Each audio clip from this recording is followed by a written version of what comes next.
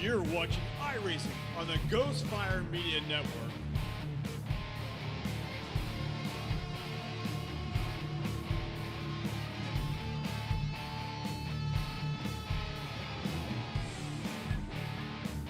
Ladies and gentlemen, welcome to the IVRL Butt Kicker Cup Series, Maconi Setup Shop 250 from Richmond International Raceway. I'm Nick Adams. That is my cohort, Randy Pepper. Randy, how are you? Welcome to the broadcast, and are you excited for tonight's race, my friend? Yes, I am. I'm very excited. I mean, we've got new sponsors on board with Maconi's setup, and it's always good to have new people on board. And this is going to be a fun race. I'm hoping that we have less tempers flared tonight than we did last week at Martinsville, another short track, but let's hope this one is less aggressive. That is true. I really do agree with you that I hope that it's less aggressive this week. We get better racing tonight, a lot more green flag laps. But Randy, it's not only a new sponsor for IVRL to have with their race tonight, but it's also a new beginning for Ghostfire Media here. This is the first time me and you have broadcast with the brand new system we're using. As you can see on the top of your screen now, folks, we have a new ticker. It's a NASCAR-style ticker. Not only do we have the ticker, but we have the tower. Not only do we have the tower, but if I click on Greg Holt here, and I click on here, Greg Holt doesn't have it set up. Hold on. I know Joseph Causey does. I thought he did. I know somebody who does. Hold on. Adam Wood. You get to look at Adam Wood's face. Who doesn't want to look at Adam Wood's face? Me? I mean, I don't want to look at Adam Wood's face, but at least we can look at Adam Wood's face now. Yeah, that's true. It's a brand new beginning, Randy. Yeah, absolutely. It's the future. It's us growing. It's us getting better. I'm excited. I hope everybody else who's watching is excited as well. There'll probably be a couple hiccups here and there tonight as not only I learn, but over the next few weeks as all of us learn.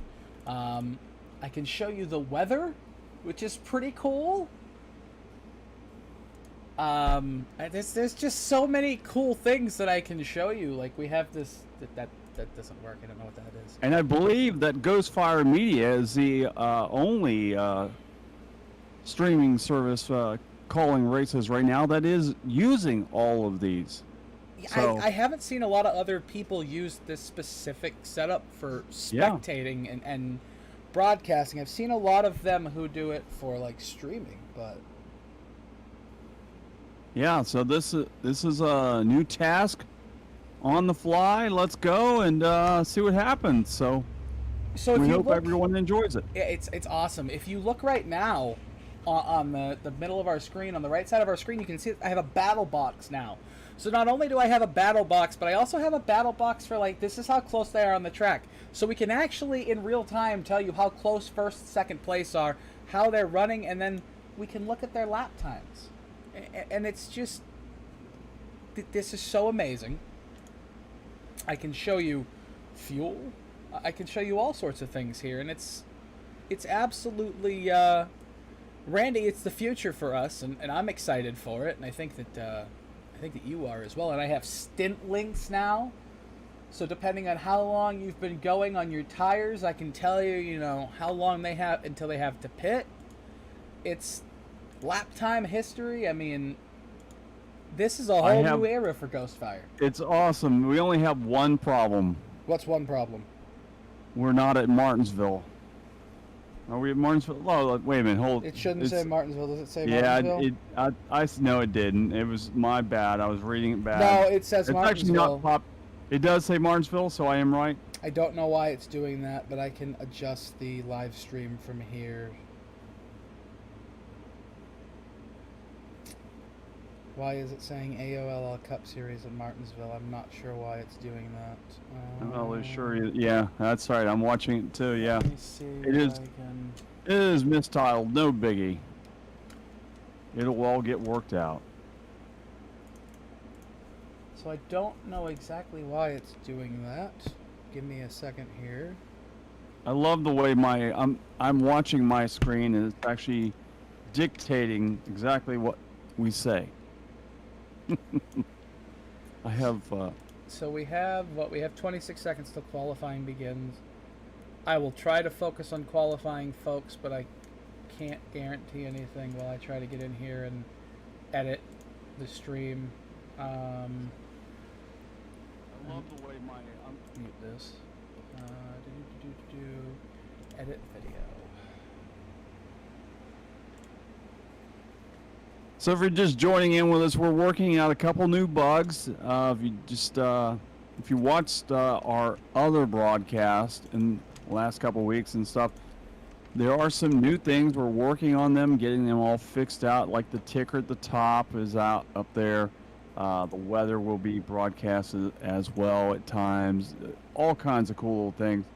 So bear with us as we work out the bugs to make things better for your enjoyment. So the title should be updated now. It actually is, yes, Okay, absolutely. perfect. It's IVRL Butt Kicker Cup Series. Maconi set up 250. Perfect. That's what I wanted. So thank you, Randy, for telling me that. And if you guys out there, we are only as good as the mistakes that we learn from. So if you guys out there see anything tonight or over the next few weeks that we could assist, or you could assist us with telling us how to fix, or just telling us to fix it and get our crap together, I would appreciate it. As we're going to watch Joey McKinney now here in qualifying go around the track for the first time tonight. As we are going to look at we're going to watch the ticker for the best time here as Joey comes down the backstretch with the Broughton Kennels number 18 for McKinney Racing. That Chevy Camaro SS. Very nice and tight around the inside lane as he comes out of turn 4. And he's going to go to the top of the boards with a 21.96. That probably won't stand as the best. That's the wrong McKinney. That's Joey. I'm looking at Cody. Cody at the top of the boards with a 21.96. Nicholas Weatherby in third with a 22.27. And then Harvey Abrams tonight, we're gonna focus on him a little bit here in qualifying to explain what that car is. I mean, everybody knows what the puzzle pieces mean. It's the Autism Awareness car. Harvey Abrams tonight with the Autism Awareness car on track. He told me earlier today that he's probably not going to be near the front as he slides it out of turn 4 and gets a little sideways. But we are definitely going to focus on that car throughout the race under caution and have conversations about it, because there is nothing more beautiful than that Autism Awareness paint scheme on the track. It's a beautiful car. It is. Autism affects a lot of people, and if they could ever find something to, stop it. I will tell you one thing, watching the guys go around the track, the one car that I was watching while you were focusing on some other stuff was the Scott R. Williams car. Williams got loose as he came off of turn number 4 and went around and slammed the inside wall and the outside wall. So you're telling me he pulled a Nick Adams and crashed in qualifying? Absolutely. Like I did 4 Just times not a as couple many weeks times ago? as Nick Adams did. I don't want to talk about how many times I crashed in qualifying, okay?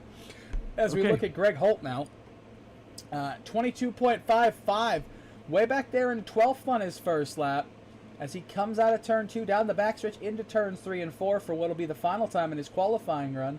He gets it nice and tight around the bottom, slides up out of 4. He's going to get a good run to the start-finish line, and he is going to put down a time of 21.91. Greg Holt to the point here, as now we're going to pick up on Joseph Causey. He comes out of the pits with a brand new paint scheme this week, Randy. Performance Sim Sport has jumped on the hood of that number 88 Chevy Camaro for Tito Racing. As we watch him. He's got a little bit more green on there, too. He does. He's got a little bit of black and green. He's got more green on that car than he has before. So as he goes into 1 and 2, we're going to see if Joseph can rival his teammate Greg Holt for the possible pole here tonight. Down the backstretch into 3 and 4. He got a little bit more shade on his run, Randy. He got loose out of turns 3 and 4, but that's his first lap. Yeah, got loose. Even being loose, he still slots into 7th. So if Joseph Causey can put that car around the track, he got a little bit more shade on the track than everybody else. So into 3 and 4, if he can get it nice and tight on that bottom, keep it going straight, not get loose out of 3 and 4. Joseph Causey's going to come across the line, and he's going to slot in to P6, a 21.98. Man, Randy Pepper, the top 10, they are really close tonight. Yeah, and you know, that's actually one of the better qualifying efforts that Joseph's had. Most of the time he kind of qualifies towards the back of the pack and then has to make his way to the front of the pack. Tonight he won't have a very long distance to go. He's only got to pass 5 other guys to get to the front.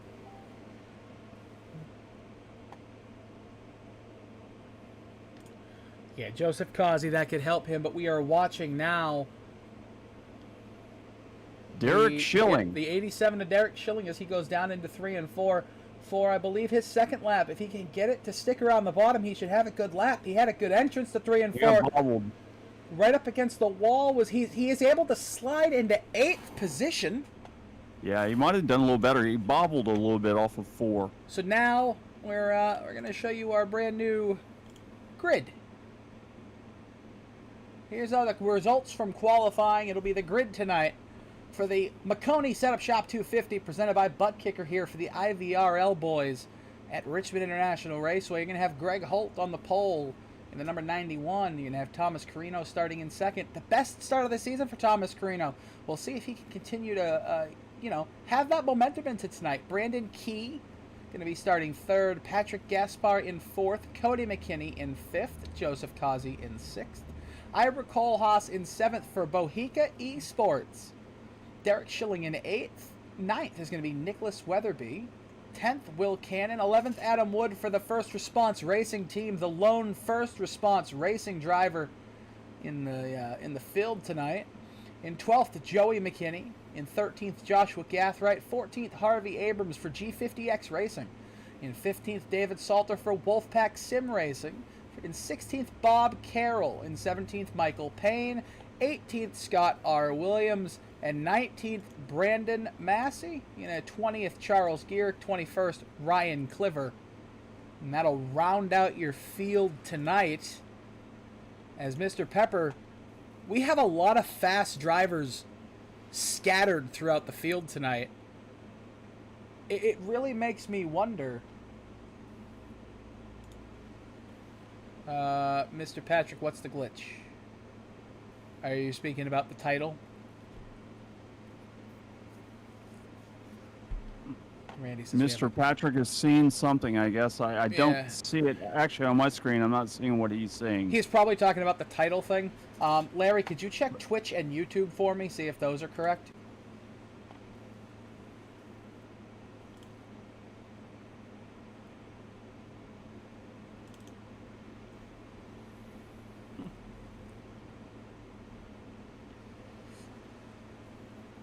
So the cars are under practice right now. Just a quick warm-up practice before we go to green flag racing here at Richmond International Speedway, or Richmond Raceway, I guess you want to call it. But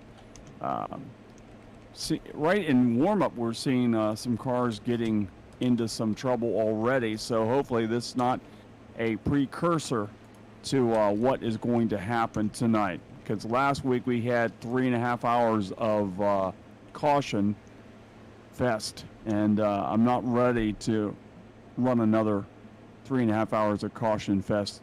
No. 2001. Are you sure? 2021, I should say. Randy, you were. It was so bad last week that you went back in time. You just said, didn't you? I did. I felt like I was going back in 2001, where New Smyrna Speedway, where we had a camper trailer race, and we had to stop in the middle of the race and clean the track because no one could get around the track, and it took like 4 hours to do that. So, or it could have been worse. It could have been Orlando Speed World, where someone decided they were going to put mercury in the roll bar, and they would hit a button, and it would go from one side of the car to the other to make the car stick better in the turns. And unfortunately, they got in a wreck, and there was mercury all over the track, and the EPA came in and shut us down, and we were there all night long. No one could leave the track. So, anyways, tale of old days at racetracks. I know Cody Leland might remember that one. At least I know his father would probably remember that one at the Orlando Speed World back in the day. That was one of the famous things that we had happen.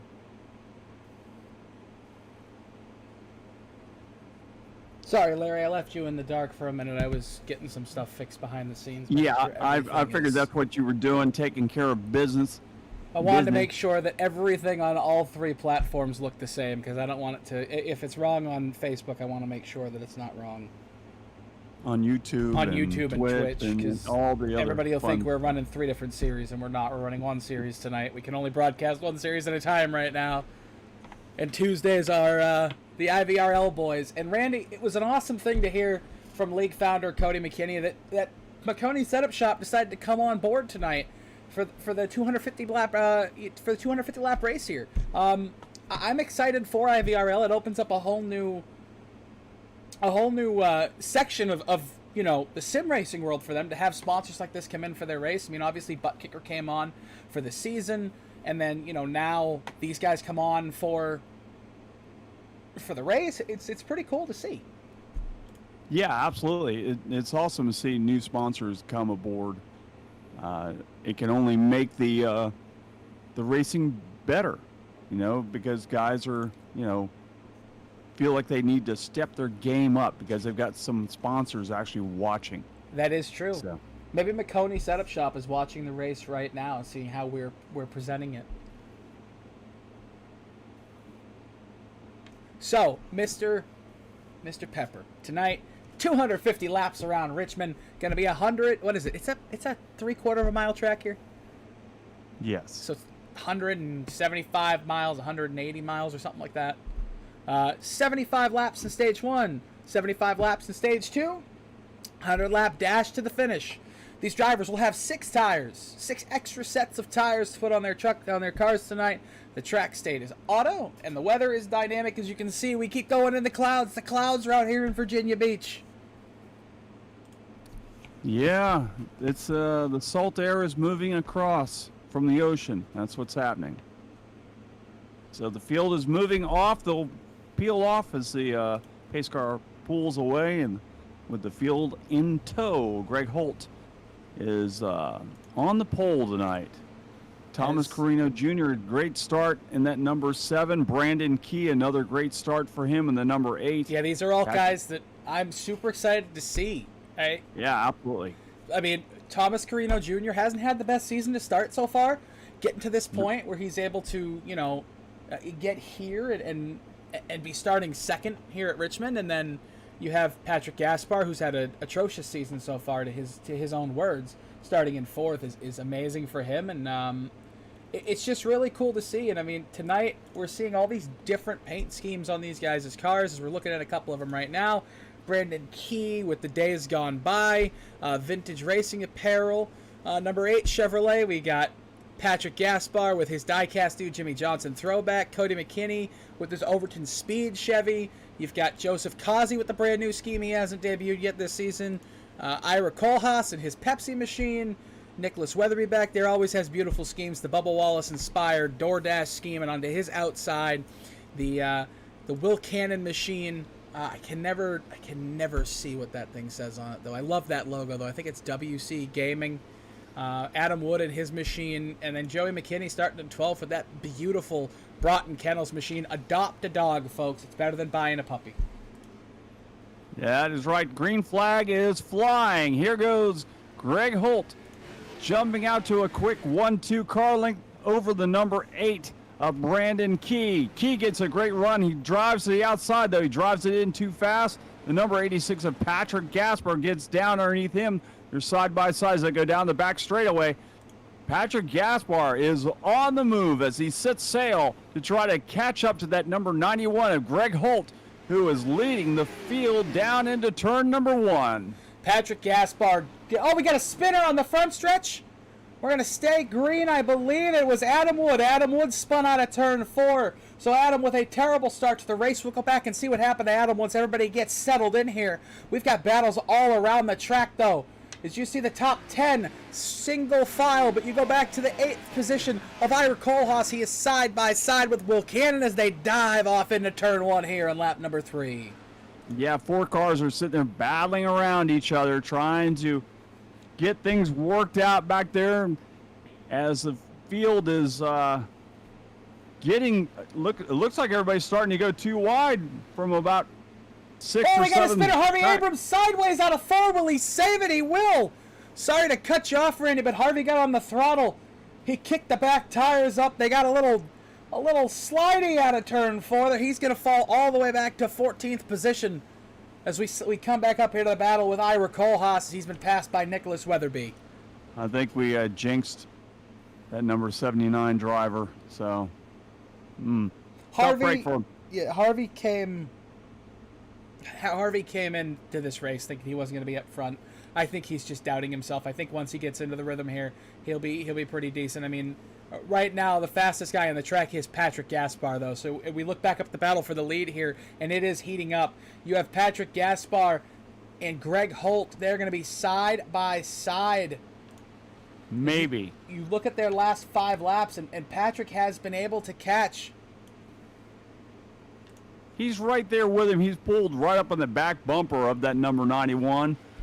And one thing I've noticed is watching Gaspar's line, his line is a lot deeper than Greg Holt's. He runs a little higher in a few different places than the Greg Holt car, and I think that's what's giving him that speed, is he's just running a little different line. Now, as you see, as he started to take the same line as Greg Holt, he's backed off a little bit. I think he needs to go back to running that line he was running before and running that middle groove of the track. Although that time he did close up, it looks like that bubble between the two of them is going to separate them. Yeah, Patrick Gaspar is about 2/10 back right now. You can see the battle for the lead here as we come down the front stretch. Patrick Gaspar and Greg Holt. The battle for first is heating up, but you look behind him and look who's in third. You've got Cody McKinney. He's coming. Joseph Causey in 4th. They're both up 2 positions since the start of this race. Brandon Key back to 5th. And right now on track, it looks like Mr. Cody McKinney is the fastest car on the track right now. So we're going to have a heck of a battle start showing up here within the next, I would say, 5 to 10 laps for that leading position right now. Let's just hope that with us talking about Cody McKinney, that his luck does not change for the worse, because we seem to have a problem every time we start saying good things about Cody. Things happen, in the wrong direction. Yeah, Cody has been caught up in a lot of things unbeknownst to his own causing this season. So we're going to go back, though, on lap number 1 to see what happened to Adam Wood, folks. So Adam Wood, there we go. Adam Wood coming out of turn 4 just got loose. Ended up sliding down the track. And he's right now struggling to make those positions back up. He's back in 20th. Only ahead of the number 89 of Joshua Gathright. So Adam Wood struggling here at the start of the race as we come back live to the battle for the lead. Not a good night for Adam Wood, the first response racer. Not a good night. Driver that lives in Texas now.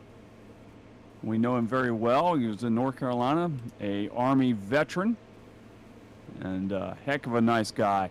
Actually, Adam Wood is my co-host for the TNT division for the AOLL. So I don't ever like to see him have a bad night. He's actually my teammate, my race team too. I forgot to say that. I enjoy Adam. I think everybody who races with Adam enjoys him. So it is a shame to see what's happening here to him tonight so far. But he had the same luck last week too. He's had a really crappy year so far. So. Yep. None like Greg Holt, who Greg Holt is running away now from second place Patrick Gaspar, who Gaspar had some good luck there at the beginning. He was really running that same line and running some lines outside, inside, and making some progress to catch up to Greg Holt. Now he's back by 1, 2, 3, 4, 5 car lengths. But look behind them. Who do you see? It's Cody Mckinney, and he's only 5 car lengths back behind Patrick Gasper now. Yeah, Cody Mckinney in that Overton Speed Shop Chevy Camaro here is coming. Consistently over the last few laps, he has seemed to be the fastest guy on the track. Let's go ahead and actually pull up that where is it? Hold on, I'm looking. It's here somewhere. Oh, that's the battle box. Hold on, I'm sorry, I'm still learning. It's this one. Last few laps, Cody has what seemed to be a little bit faster than Patrick Gaspar, and he's been able to catch him in 3 and 4. He rolls the center better, and in 1 and 2, it seems like Patrick gets a better exit. But as I say that, Patrick loses about 1/10 of a second in 1 and 2 that time. But going down to 3 and 4, he gains all that time back as he got a better entrance. So out of turns 3 and 4, Randy, to complete lap number 19 under green, it looks like Patrick Gaspar is able to hold off Cody Mckinney for the time being, but Greg Holt is pulling away. He's now got a 1.5 second lead. I'll tell you what, he's having good luck back behind. If you go back, scroll back a little bit and look where his brother is, Joey, and look at the battle back there with Michael Payne and those, and the number 00 back there, Scott R. We Williams. got a car on the wall right there as you said yeah. that. Michael Payne pounded the outside wall coming out of turn 4. We'll Yep. continue to watch him and see what's going on with that car, if there's any damage, as that right side looks pancaked from handling that wall. Right in front of Harvey Abrams as well. Right, yeah, right in front of Harvey Abrams as we see Harvey dive to the inside now. That autism awareness number 79 Ford Mustang down the front stretch side by side with Michael Payne. And they are going to continue to be side by side into turns 1 and 2 as we're going to watch from the hood of Bob Carroll as those two in front of him battle hard down the backstretch. Yeah, I had noticed that battle back there, and I said, well, that's probably the best battle on the track. And so that was a good call to go back there and look at that, because we looked at it right at the right time and got to see Michael Payne feel the pain of the wall. So, but now he's sorted it out, and he's making progress again, trying to catch back up with those other drivers in front of him. Yeah, we'll see how bad the damage is on that Michael Payne machine as we continue to watch him as the laps tick away here in Stage 1. We are 23 laps complete here at the Richmond International Raceway, as we have 75 laps in Stage 1, so we have about 52 to go here in Stage 1, Randy, and everybody's been pretty calm. I think after last week, they all got the memo. Hey, everybody calm down. There's a lot of racing to go. Yeah, I don't know what that was last week. That was definitely not the IVRL that we were used to. No, it definitely wasn't. But Randy, you love to talk about movers and shakers. Our movers and shakers are sitting in 11th and 12th place, and they are battling hard right now for 12th and 13th between Charles Gehrig, who has gained 8 positions from a starting position of 20th on the grid, to battle Joey McKinney for 12th out of turn 4, and in front of him, Scott R. Williams, who started 18th on the grid, I apologize, up to 11th right now. So those two are your movers and shakers of the race here in the first 25 laps of Stage 1. Yeah, they must have followed each other. You know, one was right in front of the other. So Williams must have been able to move around the track into the right places, and Charles just said, I'll follow you. And they definitely are moving up through the grid for sure. And Randy, when you talk about movers and shakers, you also have to talk about the guys who are going backwards. And right now on your screens, you'll see Joshua Gath right back in 20th, the number 89. He is the man last on the racetrack running currently. He has lost 7 positions from a starting position of 13th. And Joshua Gathright, the number 89 machine for Tito Racing, all the way back there in 20th. And he's just kind of at this point biding his time. Yeah, I see Brandon Massey, the 65 driver. He's already 15 laps down. So evidently we missed something out there, because He's 15 laps down for a reason. We just didn't see it.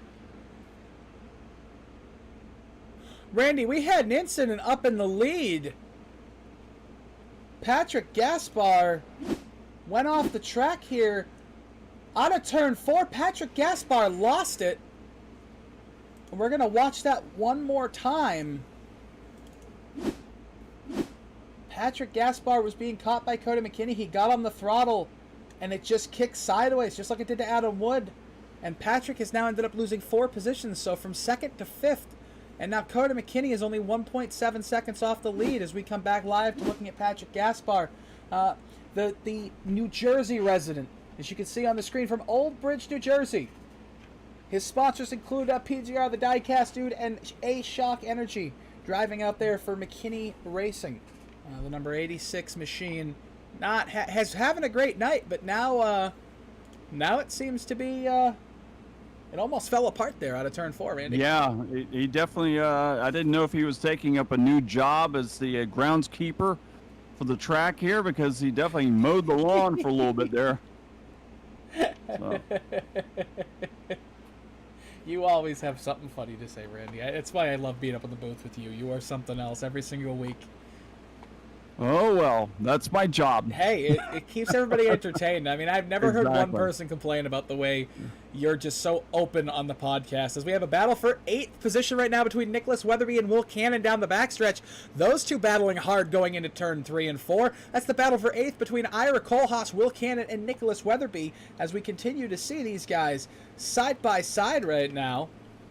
Yeah, they're right there with each other, and one of them makes the wrong move. Ira Kohlhaas is going to be part of that, as almost that 08 Will Cannon got a little squirrely in the turn, but he collected it back up, and as that 23 of Nicholas Weatherby loses it, and that's going to, look at this. Look at Ira Kohlhaas in that number 29 just saying, hey guys, thanks for the gift, but he gets loose in the turn as well, and they're side by side now with him and Cannon as they run down the back straightaway.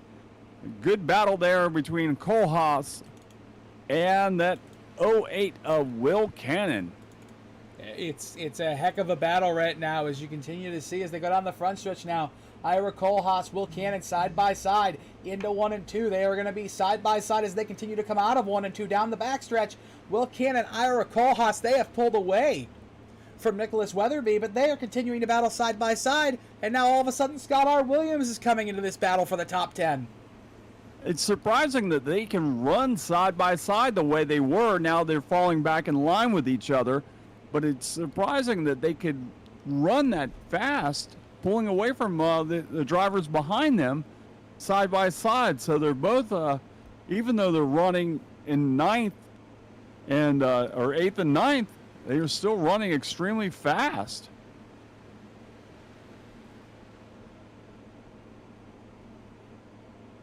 Well, Cannon's still trying to hold off that 29, as now it looks like Kohlhaas has gathered things back up and is going to try to work around the 08 of Will Cannon. He'll dive to the inside again, side by side. Off the turn, they come back down towards the stripe, I believe, and they go across the stripe.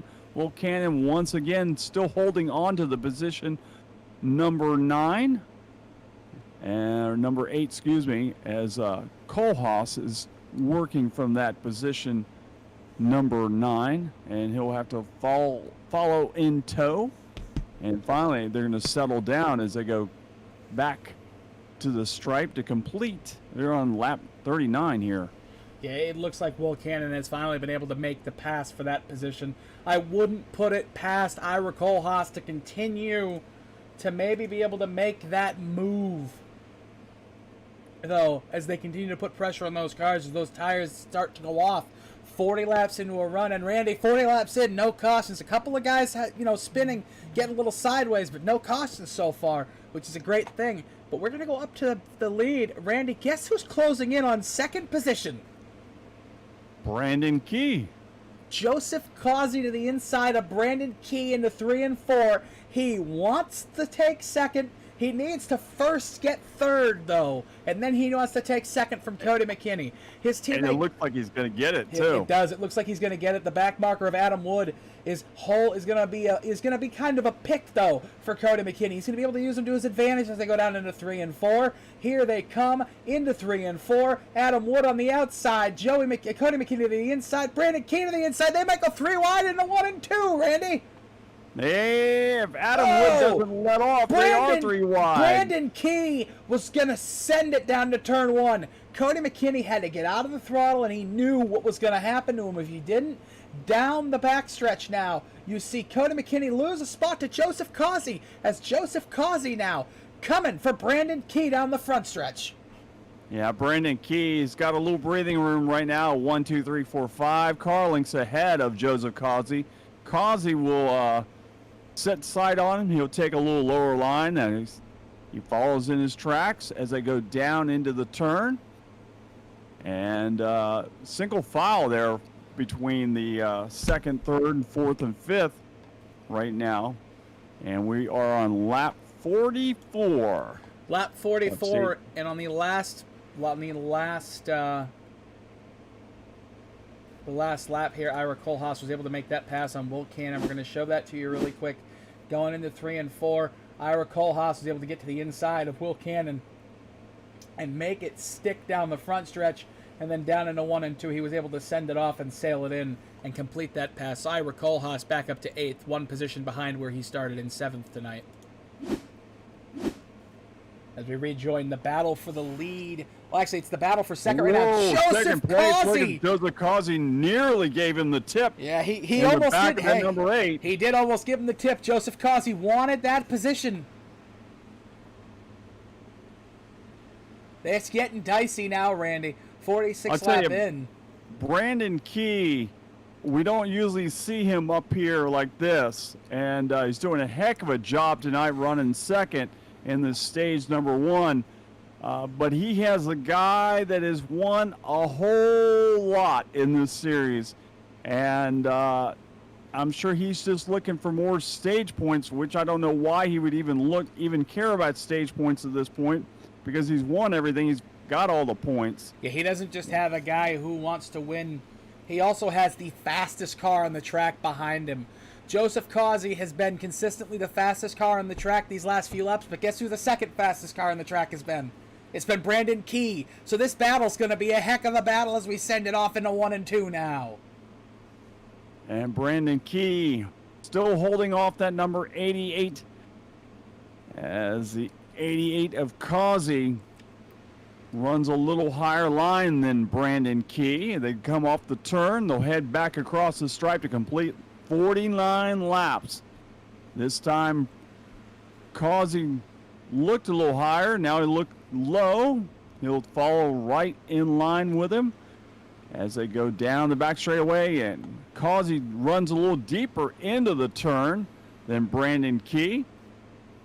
They're still nose to tail as they go across the stripe to complete lap 50 for them. And yellow is finally out for the first time tonight. Caution is out. Michael Payne has gone. Oh, it's right in front of the leaders. Wow, look at that. He almost took out Causey.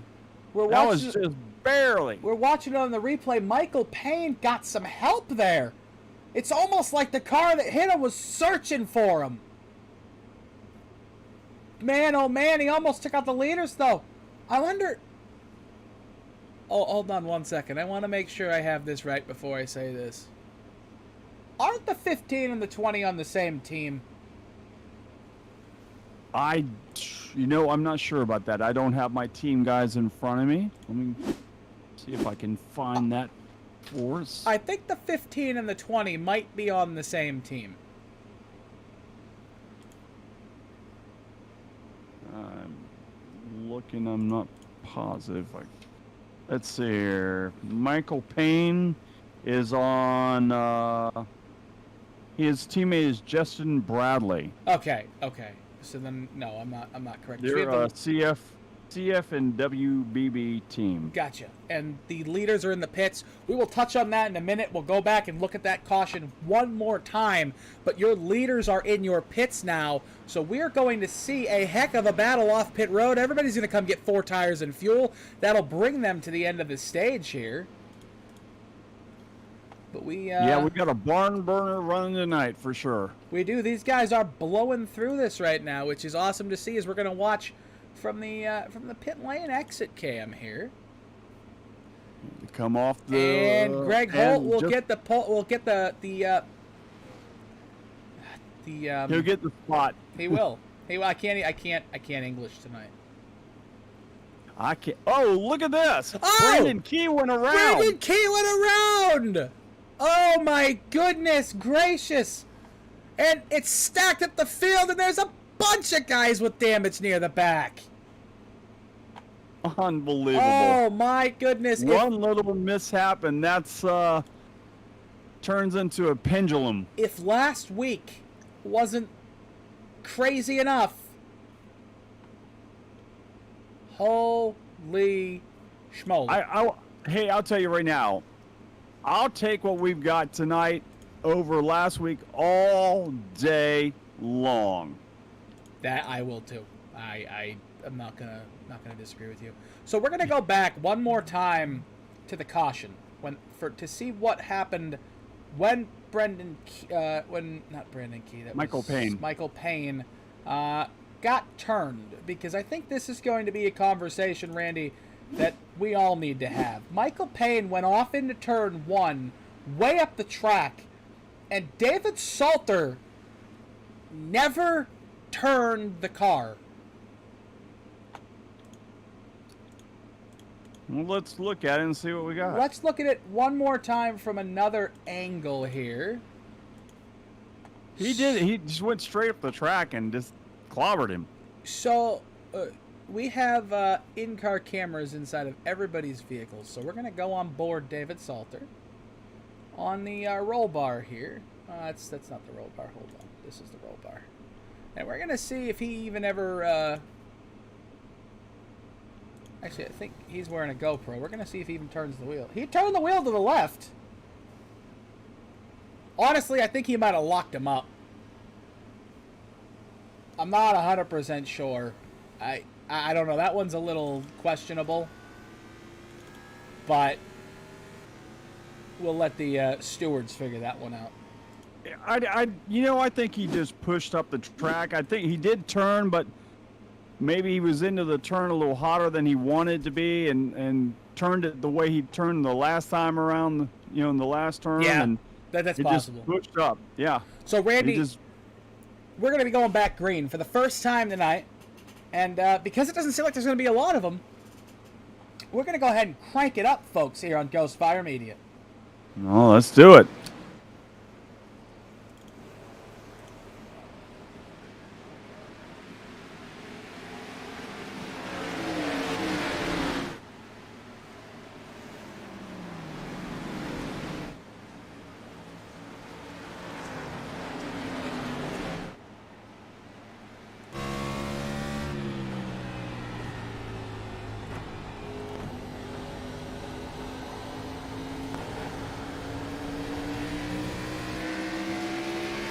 Well, we completed lap 57. We've got a battle starting to shape up as Greg Holt, the teammate of Joseph Causey, who's running second.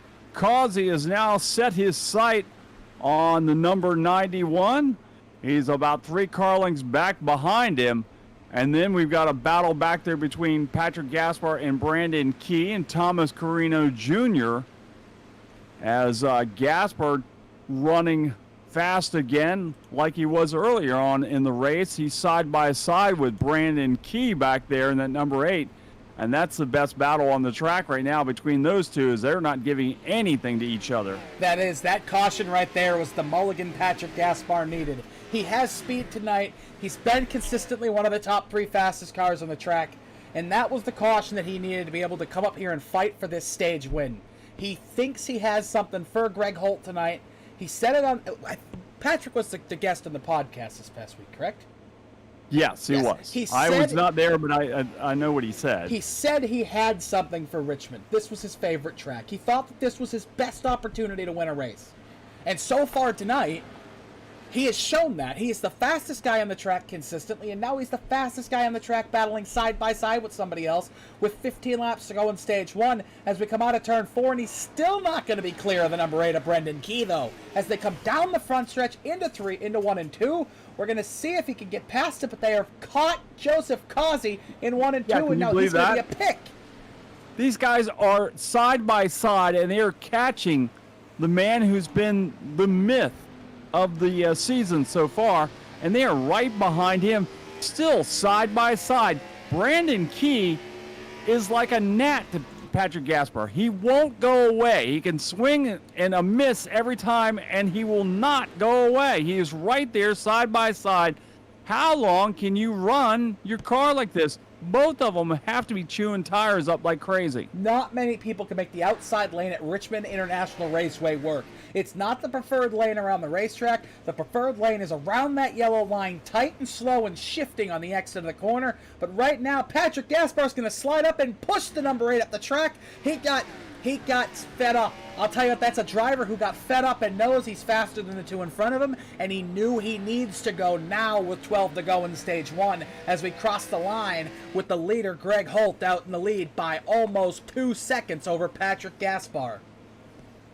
Yeah, he's actually ahead of Joseph Causey. Causey is oh, that's my fault. second. I apologize. Yeah, Causey's still second. They had caught Causey, and now they've lost a little ground to him as Causey now is 3 car lengths over Patrick Gaspar.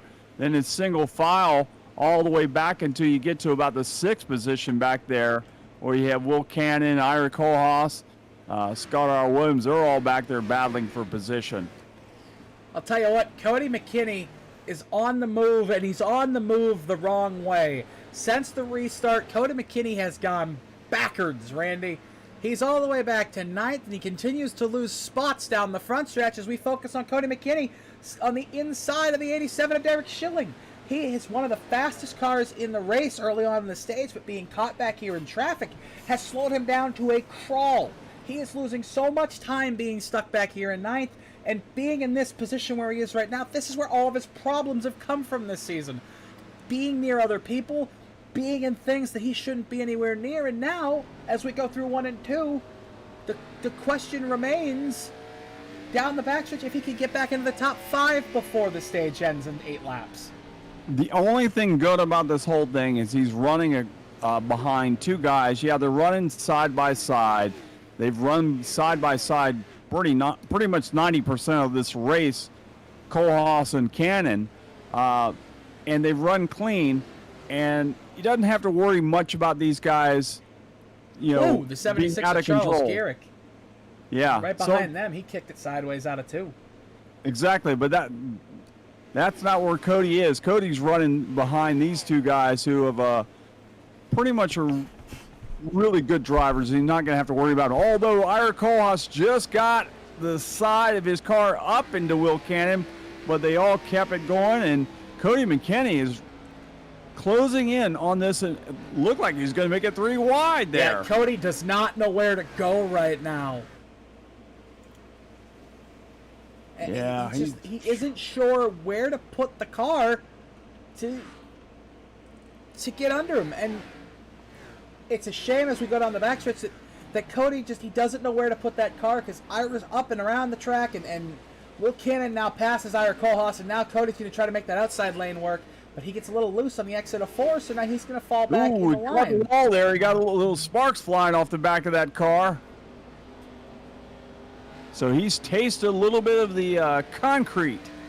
By the way, ladies and gentlemen, if last week was your first week with the IVRL Butt Kicker Cup Series, this is the actual IVRL Butt Kicker Cup Series this week. These guys are some of the most talented drivers on iRacing. You don't have these issues every week like you did last week, and this is the type of league this is.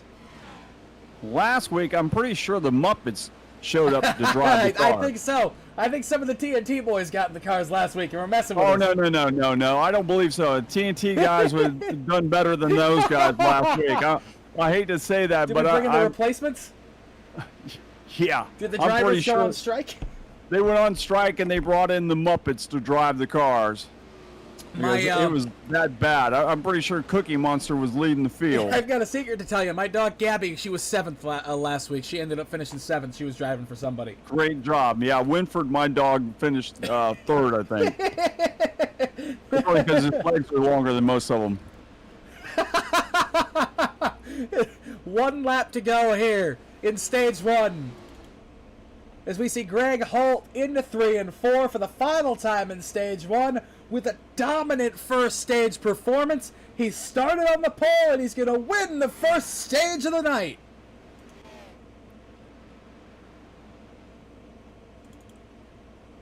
As behind them, as the caution still hasn't flown, it will fly here in a second.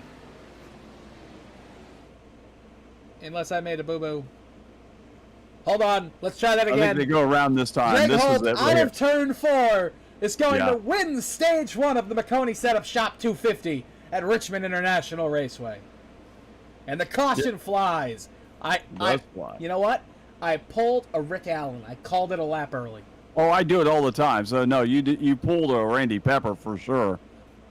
I've done that several times this season in this series and a couple other ones. I'm just like, what the heck am I thinking here? So stage 1 on the left side of your screen, you'll see Greg Holt, Joseph Kazi, Patrick Gaspar, Brandon Key, Thomas Carrino Jr. Scott R. Williams gained 12 positions in stage 1 to finish in 6th. Will Cannon in 7th. Ira Kohlhaas in 8th. Cody McKinney in 9th. Derek Schilling in 10th. We're going to see all the drivers come down pit road here, but we had a poll out there for all of you folks to answer earlier, and let's see how it was answered. Earlier tonight, why are my polls not working?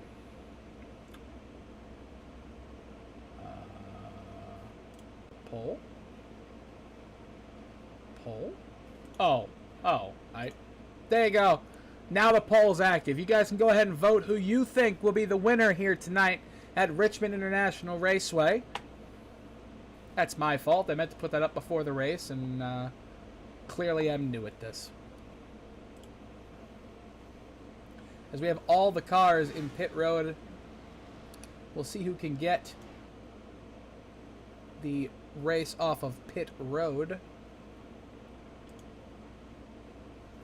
I tell you what, yeah, Greg people are Holt. like looking at this. Joseph Kazi, maybe? No, Greg Holt with a 14.8 second pit stop. Joseph Kazi with a 14.3.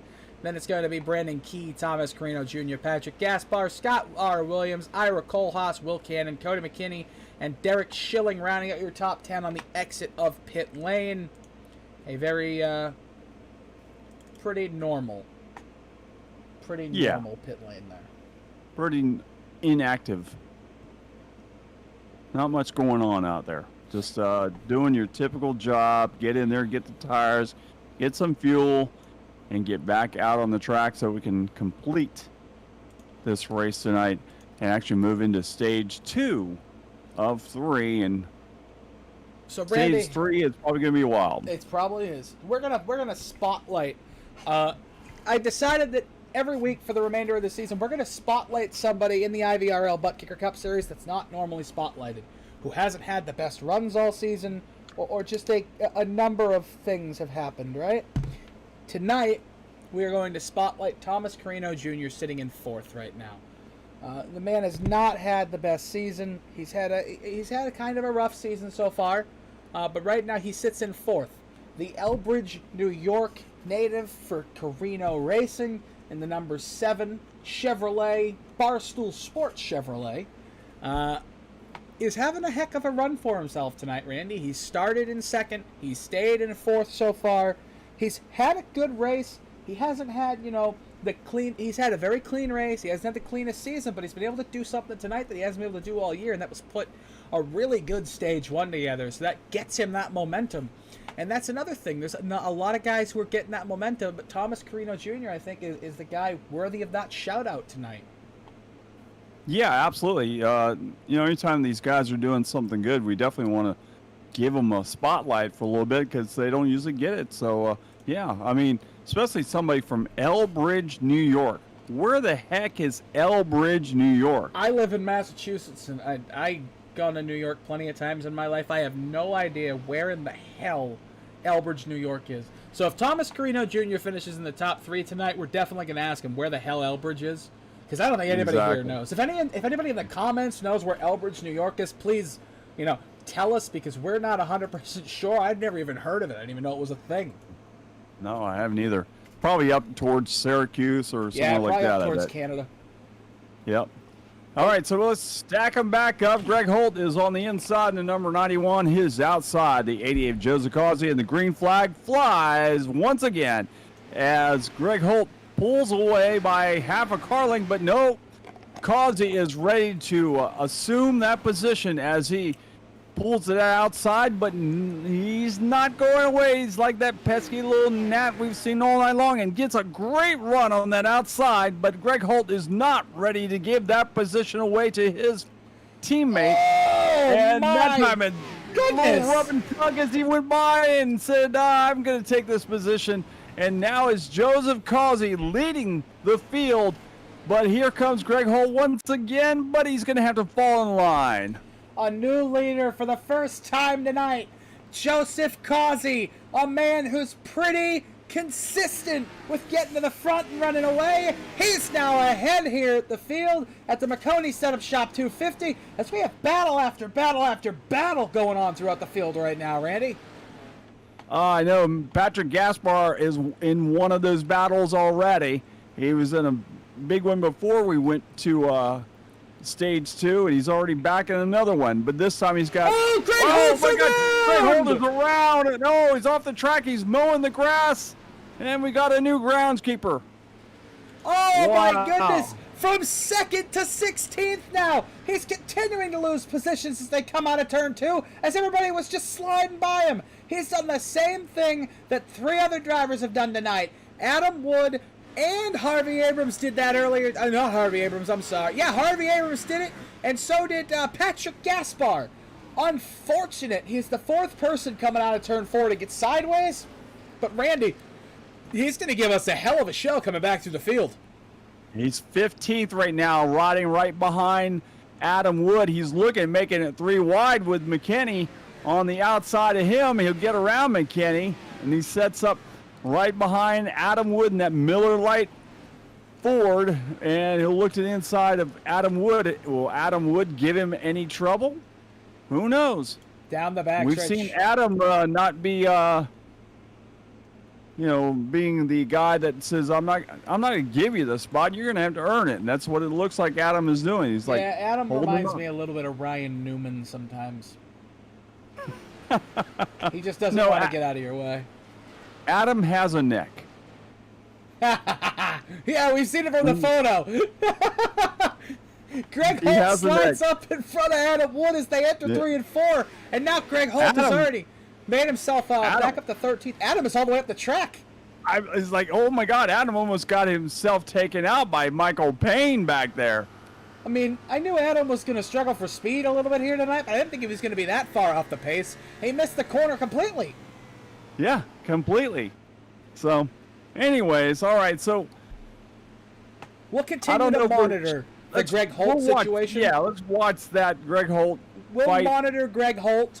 We're going to go back up to the lead right now, though, as Joseph Causey. He's not pulling away. He is just the head of the train. Brandon Key, Thomas Carrino Jr., and look who started in 18th position and is in 4th, and he wants to lead, is Scott R. Williams.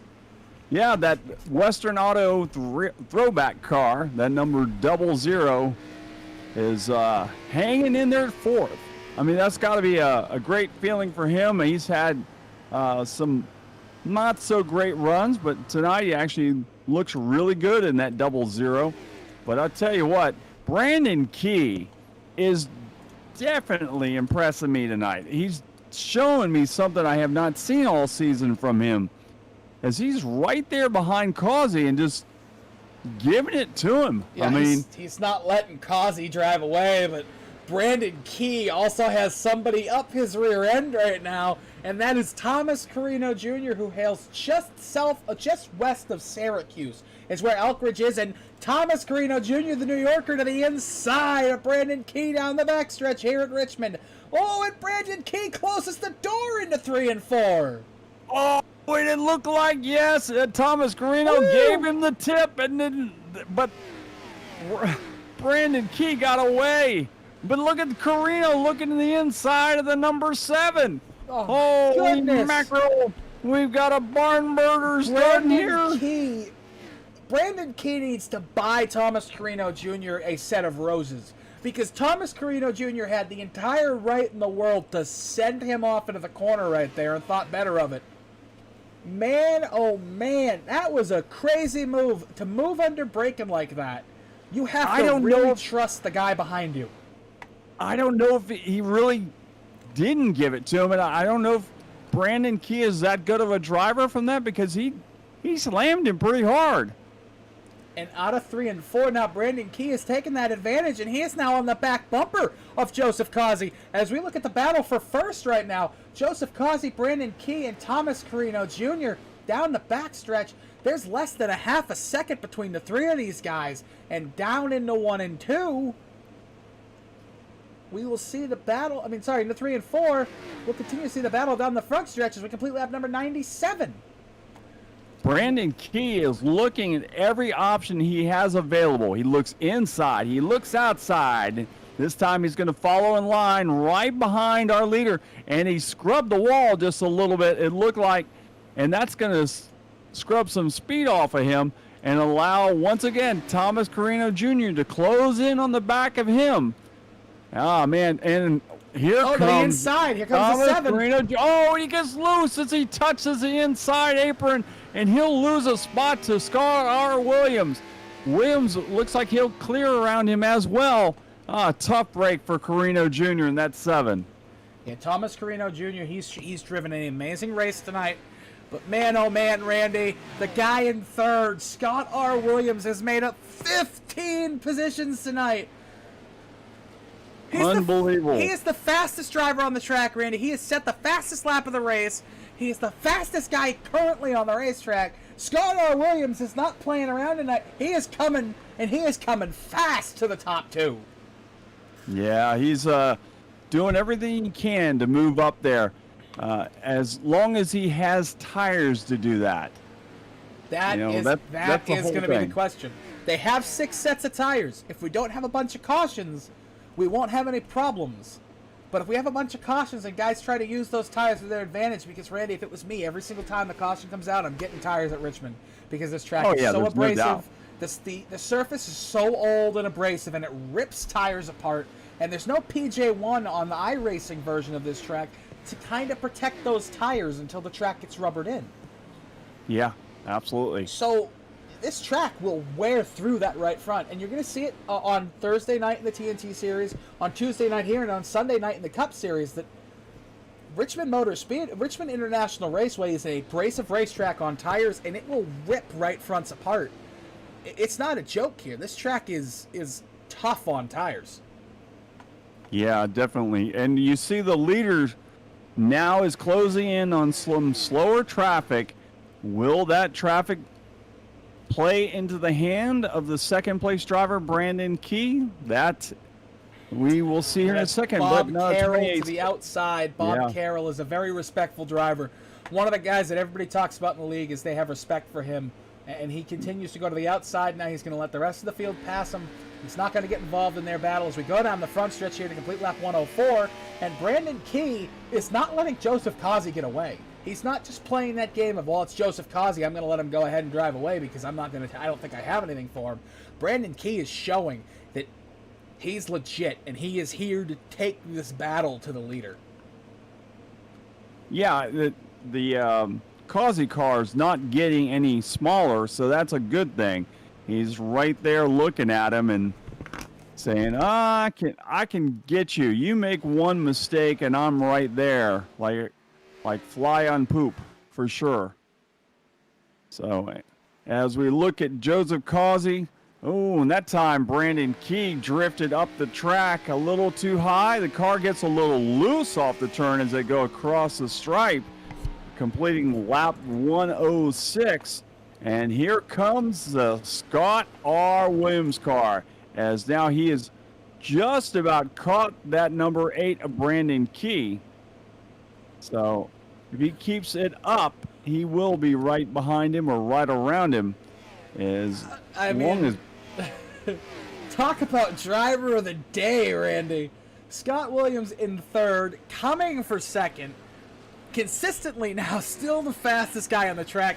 Think about this, Randy, okay? The top 4 guys on the track all ran a 23.04 last lap. All 4 of them ran the exact same lap time. Talk about consistency. That's basically what you got to do at this track. You got to be consistent. That's the only way you're going to survive. And Scott Williams that time, he actually ran a 23.06, and both leaders ran 23.2s. Thomas Carrino Jr. ran a 23.07, so Carrino and Scott Williams are the 2 fastest guys on the track right now, and it's showing as here they come.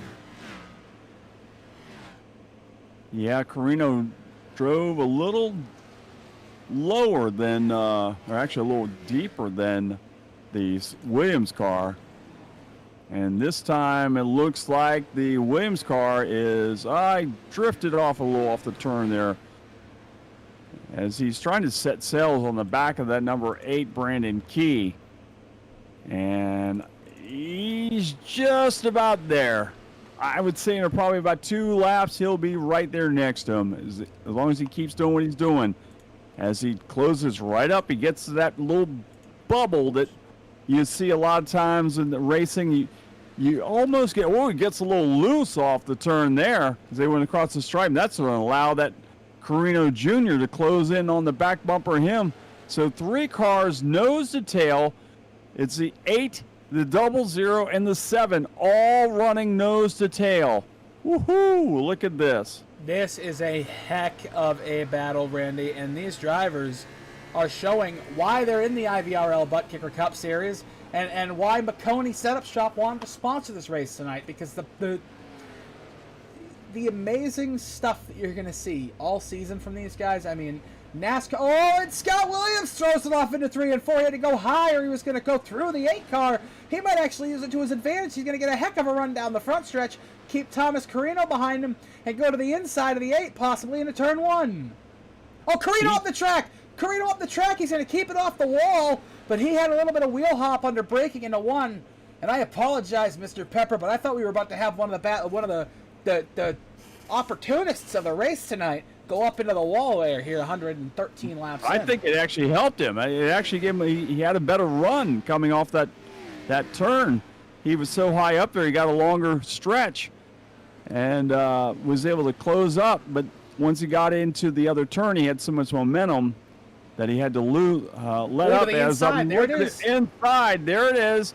Scott R. Williams does get around the number 8, and Brandon went up there and tagged him just a little bit, but Scott R. Williams now is setting sail as he's going to try to catch Joseph Causey and try to do something no one else has been able to do since Causey took the lead. I'll tell you what. The 00 up 16 places since the start of the race. There's nothing showing me right now that he can't make it up 17. Well, we will see. He's definitely, once he got around Brandon Key, he's definitely leaving him behind. He's left him behind about 1, 2, 3, 4, 5, 6 car lengths back behind him. Now, the question is now, can Carrino get around the number 8 of Brandon Key? Well, Joseph Causey has seen what was coming behind him, and he's put the afterburners on. He's been faster than Scott Williams 7 of the last 8 laps. And Joseph Causey is the king of saving tires. We've heard that from many a driver. And now we're seeing that come to fruition at this point. We'll see what continues to happen. But a little update on Mr. Greg Holt. He's still back there in 10th. He hasn't really been able to make up any of those positions he lost early on in this run. He's just been stuck back in traffic. And Cody Mckinney as well in second place earlier, back to 8th, and not able to make up any more positions at this time. But Patrick Gaspar up to 5th again. But Clean air. That's clean what it air is. is king here. You are correct, sir. Clean air is the most important thing around the racetrack. Since Giozacazzi has had Williams behind him, Williams has not made any ground on him. He's still a second and a half ahead of him. But, I mean, we're at lap 119 of this race, and we're still in stage 2. So, of 250 laps here at Richmond International Raceway. 30 laps remaining here in stage number 2. Down the back stretch, we see Thomas Carrino and Brandon Key side by side. Carrino got a little bit loose out of turn 2. He's going to put it around the outside in 3 and 4. Will he be able to make it stick? He will, and that's going to give him a good run down the front stretch. He's going to be battling Brandon Key into 1 and 2, and Thomas Carrino will send it down in there, slide up a little bit, but he'll get a heck of a run, and he's going to clear Brandon Key. Maybe, no, he's not. Brandon Key battles back to the inside. Thomas Carrino left some marks on the track there, but this time Thomas Carrino will send it off into 3 and 4, and now Brandon Key is going to come under fire from Patrick Gaspar. Yeah, Gaspar is all over the back bumper of that number 8. The die-cast dude, number 86, is right there behind him, running in the 5th position. He'll look to the inside. He'll slide back right behind that number 8. Now he gives him the tip and has to back off just a bit, and they'll slide it back up and get themselves back on the way. As I'm looking, Ira Kohlhaas is now going to be part of this whole scenario as well. This is now a 4-way battle for 4th. You have the Old Ridge, New Jersey native of Patrick Gaspar, and you have Ira Kohlhaas, who's the Woodlawn, Tennessee native. He's right in there with Brandon Key and Thomas Carrino Jr. These guys are all going to be battling here very quickly as we have 26 laps left in stage 1 as we head down into turn 1 and 2. As we see the cars starting to get a little slicker. The track's getting a little hotter. It's getting a little warmer out here, and everybody's starting to lose just a little bit of that momentum that they had earlier in the race. Yeah, it's getting dicey out there for these drivers. I'm not so sure we won't see someone else become the head groundskeeper here at Richmond before the night is in. It wouldn't surprise me, Mr. Pepper. No, I'm thinking we're going to see it at least once or twice before this race is over, because they are slipping and sliding. They're doing ice capades tonight. They are. Scott R. Williams has just decided that the better thing for his race is to sit in second and wait.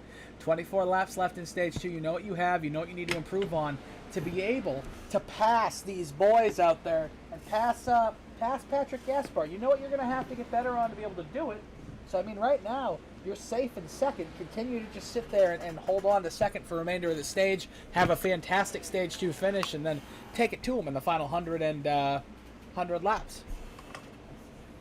Yeah, and looking at that 3rd place, 4th place, and 5th place, and 6th place, and that is where the action actually is, as they are not letting each other get away very far from each other. No, they aren't. They are continuing to. Oops, wrong button. They are continuing to go side by side, and they are continuing to push each other harder and harder, trying to get towards each other and make everybody think a little bit harder before they make any moves. Brandon Key, I thought for sure, as he started losing momentum there, after he lost 2nd and 3rd position, I thought he might drift back, but he actually seems to have regained his composure and is just holding down that position. Ira Kohlhaas is now side by side with Patrick Gaspar. Gaspar is not willing to let him have the position quite yet, as they are side by side in the turn, and they'll come off the turn side by side for that 4th and 5th position and head down into turn number 1. As now you got Carrino Jr. and Brandon Key starting to fight. So we got 2 good side-by-side battles happening in the top 5. That we do, and we have a couple of guys making some strategy calls to get to the front of the pack. Oh, Ira Kohlhaas! It snaps sideways out of 4. he almost became the next man to go and mow the lawn here at Richmond International Raceway. But man, oh man, down the back Carrino stretch. now is He's trying to get fire. around. He's coming to fire from Brandon Key. Brandon Key gets around him as now Key gets back that position that he lost in third. So Key has regained his composure and is setting his sight on second place, but he's got a long way to go before he even catches Scott R. Williams. As Scott R. Williams is off to the races in that second place. Yeah, Scott R. Williams is not going to give up second place easily. I don't think he's going to at the moment. These boys continue to push and they continue to drive harder. And Adam Wood now going to get put down I think, third lap. We'll find that out here in a moment when it comes across the ticker. But I believe that'll be 3 laps down for Adam Wood from the leaders. It's just not a good night for Adam. No, and the bad thing for Adam, usually, if he has bad luck, it's because he's got damage on the car, and it just hadn't been his night with things that happen around him. Tonight, it looks like it's just totally, not his track. Adam is down 1 lap, so I think Adam pitted. Joey McKinney into the pits right now, going to get him down to get 4 tires and fuel. There is some strategy being played out here, Randy, and the other question is we haven't done the full 75 laps green flag yet tonight. Can they actually go 75 laps on a tank of fuel and tires? I don't think they can. I think you're going to have to see people pitting. So the question is how long until the rest of these guys start pitting as Joey McKinney right now, he's in his pit stall, going to get 4 tires and fuel, and then he'll be out. Greg Holt pitted. Yep, Greg Holt has pitted tonight. Adam Wood had pitted. Joey McKinney is in his stall. 17-second pit stop for Joey McKinney, so he might add some damage. He got fixed.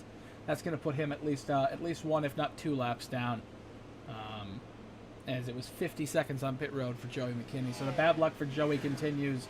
But as we look at the top 5 right now, Joseph Causey, Scott Williams, Brandon Key, Thomas Carrino Jr., and Ira Kohlhaas. It's a top 5 that we really haven't said in that order this season except for Joseph Causey. It's really awesome to see the runs these guys are having tonight. And it shows you just every single week everybody gets better in this league. Yeah, absolutely. It would be a great time to tell people about our great sponsor and butt kicker. It would be. It would be, but I don't have the read ready, so stall for me for like 30 seconds. All right, I'm tell you about what's going on out there. Joseph Causey is the leader by 0.7 of a second right now over Scott R. Williams. Brandon Key still running third. Thomas Carrino is fourth. Actually, Brandon Key now has taken that second position from Williams, as I'm not really sure what happened to Scott R. Williams. He's backing up in the field. Something has happened to that car. I have to go back and figure out what happened there. That's kind of We're going to jump to that bizarre. right now. It looks like he might have got loose. And guess what, Randy? Guess what? Scott Williams mowed the grass on the front stretch. He's the 5th person tonight to get a little slideways out of turn 4 when you get on the throttle. Oh, boy. New head greenskeeper here at Richmond International Speedway. It's Scott R. Williams. I'll bet you he doesn't want that job. Well, he's got it right now. At least he's got a job. Hey, Randy, you want me to do the read now? I do want you to do the read right now. All right, so the Butt Kicker Gamer 2 is trusted by sim racers around the world and works with any game, whether you're playing iRacing, Project Cars, Assetto Corsa, Forza 7, Dirt Rally 2, F1 2020, American Truck Simulator, or something else. Setup is fast and easy. You can even use third-party telemetry software such as SimHub, SimVive, or iRacing's native LFE support to turn in-game data into accurate feedback. By using multiple butt kicker units, you can simulate all 4 corners of the vehicle. For $179.95, the Butt Kicker Gamer 2 will add instant immersion to any game. Unlike a subwoofer that moves air and loses accuracy and force, Butt Kicker products move actual mass, producing a haptic immersion that's powerful and accurate.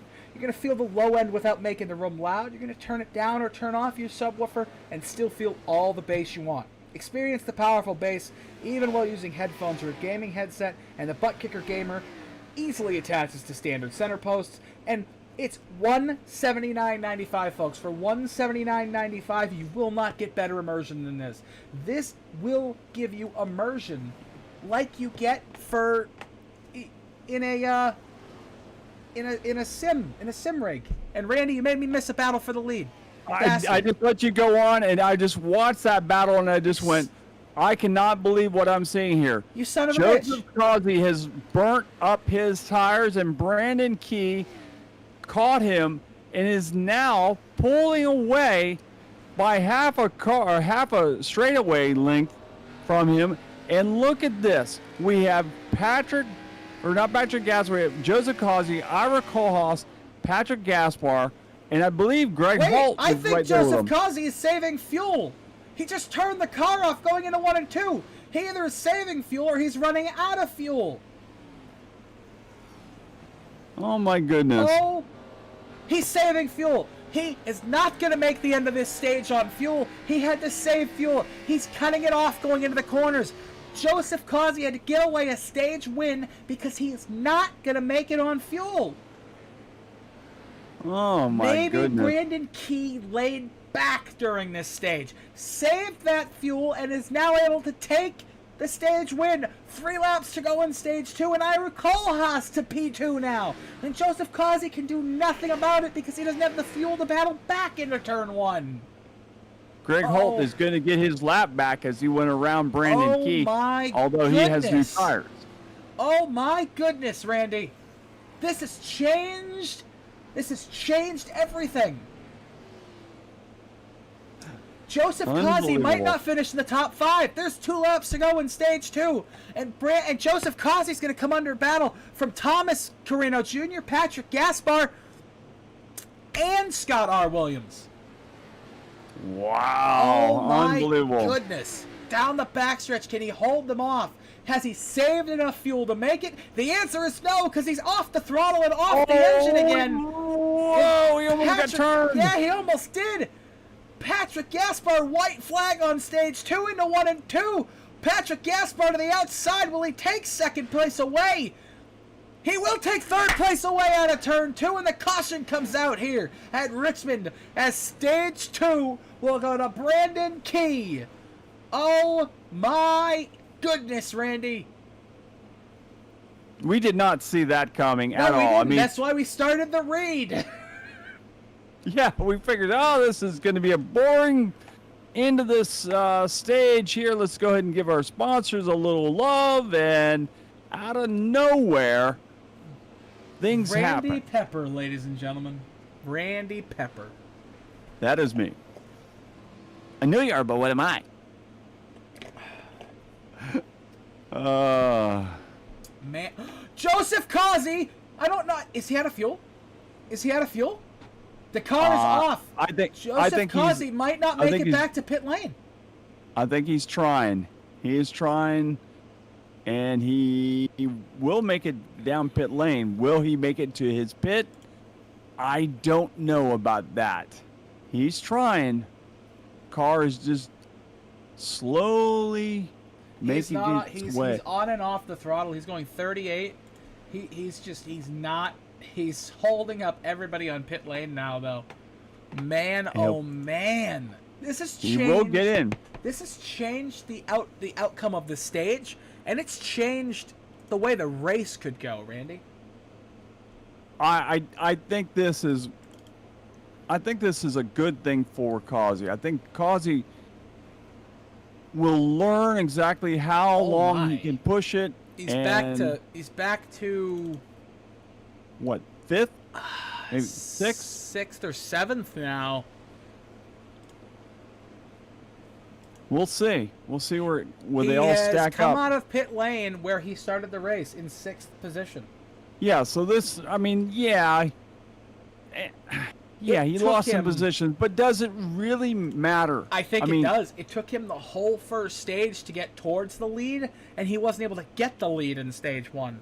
There's only 25 extra laps in this stage compared to the other 2 stages, but that could change everything. And people are going to get a lot more racy now than they were at the start of this race. So when people might have been giving him space to go past, now that's all gone out the window. Yeah, I still don't think it's, in the grand scheme of things, I don't think it really matters that much. Causey is already in, the finals, or in the chase. So, I mean, this is just a, well, it's Randy, just another race. So it really doesn't matter that much. That's very true. You know what else is crazy?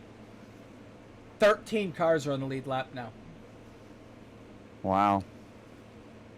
And look at the guy that's all the way at the very bottom of those 13 cars. A guy that was up there running so well, and now he's 13th on the grid, and he started 20th. That's Scott R. Williams, Yes. that 00 Western Auto Scott car. R. Williams has a little bit of right front damage. I don't know where he obtained that from. The grass. Oh, that's right. That's right. When he spun out, it probably popped up. Yeah. That's, man. Oh, man. Oh, man. So He was one of our greenskeepers. Randy, 20 people voted in the poll tonight on who you think will be able to win at Richmond International Raceway. Do you know who they picked? I believe they picked Cody McKinney, right? 43% of the people tonight picked Joseph Causey. other driver to win the race. Other Joseph driver. Causey.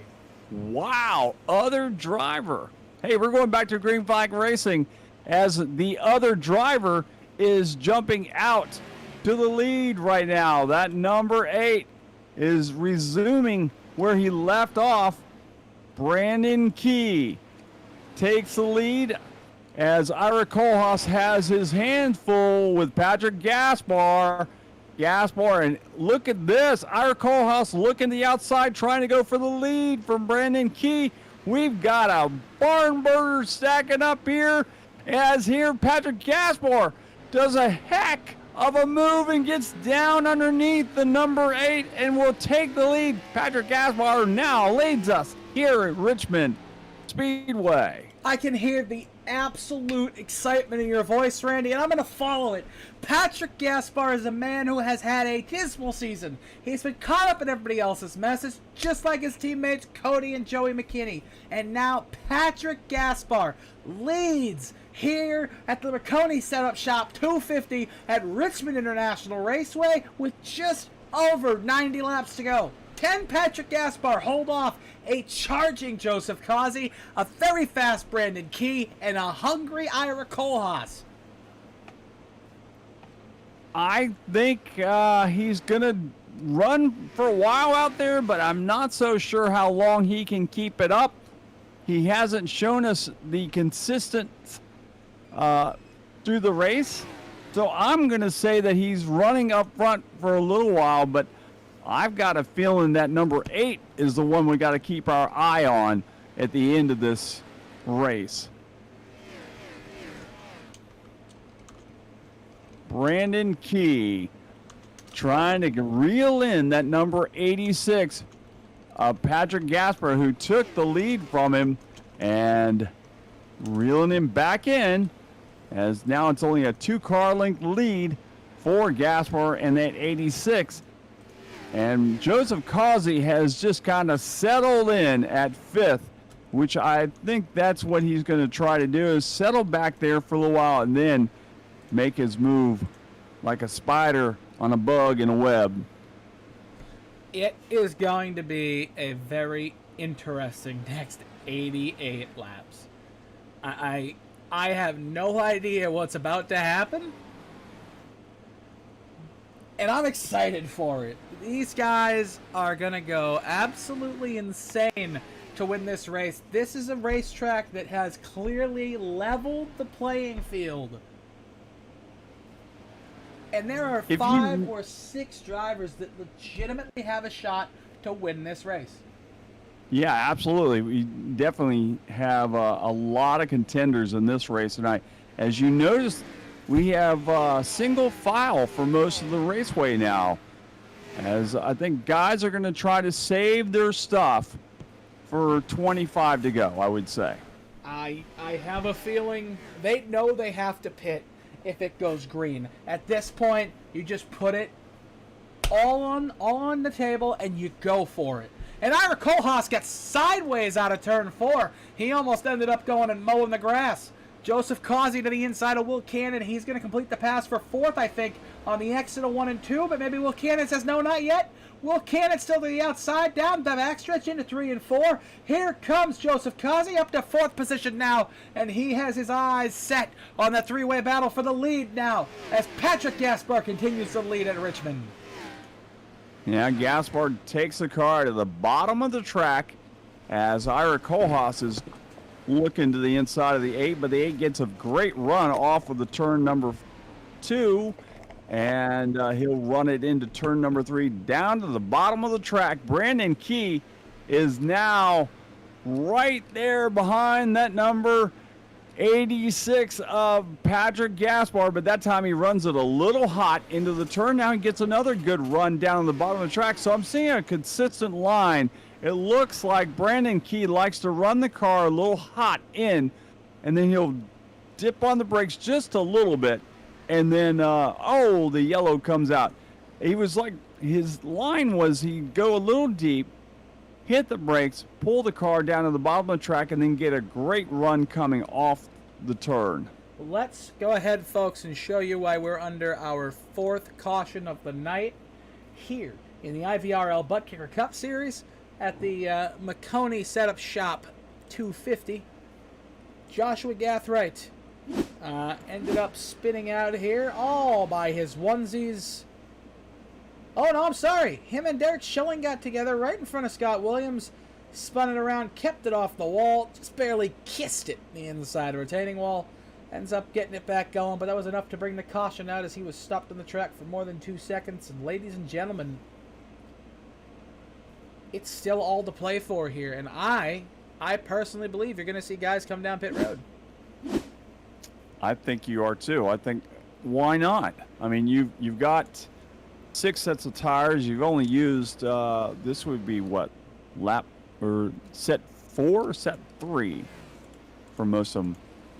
So, well, lap 169 of 250, you can probably make it on fuel from here if you save a little bit. Do you think there's going to be more cautions? Because I personally do. I think our viewers do as well. And the 8 car stays out. He's snookering him. He's trying to be a little. I would have went in. I think I would have too. We have some takers. We have some takers. Greg Holt, Joey McKinney. You got some guys back there. Scott Williams, Derek Schilling, David Salter, Joey McKinney, Michael Payne, guys like that are back there. They're getting their tires. It's going to be interesting. If you're on the outside of the top 10 right now, you really don't have anything to lose by pitting. So it just makes sense to come in. But it's going to be interesting. You know, I know a lot of people might have tuned into the race tonight and they said, hey, where's that 13 guy that was so fast and had, an attitude towards these guys and was kind of becoming the villain of the series, Blake Gordon. Blake has decided to retire from the league and focus on trying to win his championship in the AOLL Cup. So that's where he's at, folks. So you don't have to worry about him. He's not going to be in here anymore. Yeah, unless he just decides to pop in. There'll be no more Blake hate in the chat because Blake's not here. Yep, so all the haters can go away. I'll tell you what, though. If Patrick Gaspar wins tonight, Blake Gordon might come back next week. You know what? I hadn't thought of that scenario, but you may be right about that. Blake might come back out of retirement for that one. If Patrick Gaspar survives tonight in the next 80 laps and was able to win this race, I think Blake Gordon might decide to come out of retirement. You know what? I'm going to agree with that one. Oh, boy. If you weren't here last week, there was a little bit of drama between Blake and Patrick on the track about a couple of things that happened. So there's a little bit of a rivalry if those two ever meet up again. Yeah. I really do hope if they ever do meet up again that we are broadcasting that race. I will make it. We're getting ready to go back to green flag racing.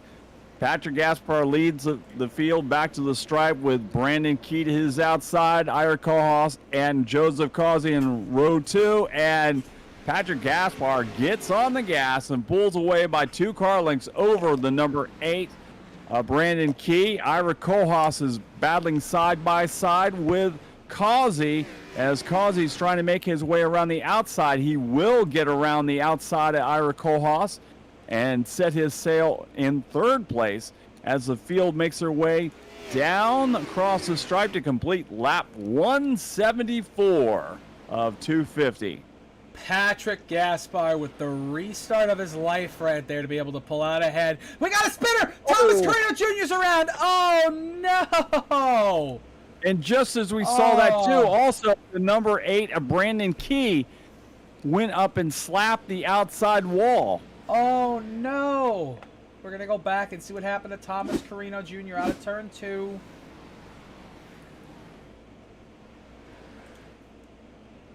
Oh, he got... Oh, Thomas Carrino got some help.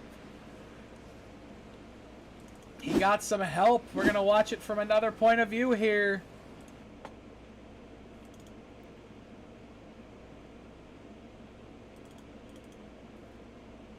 He got a little bit of help.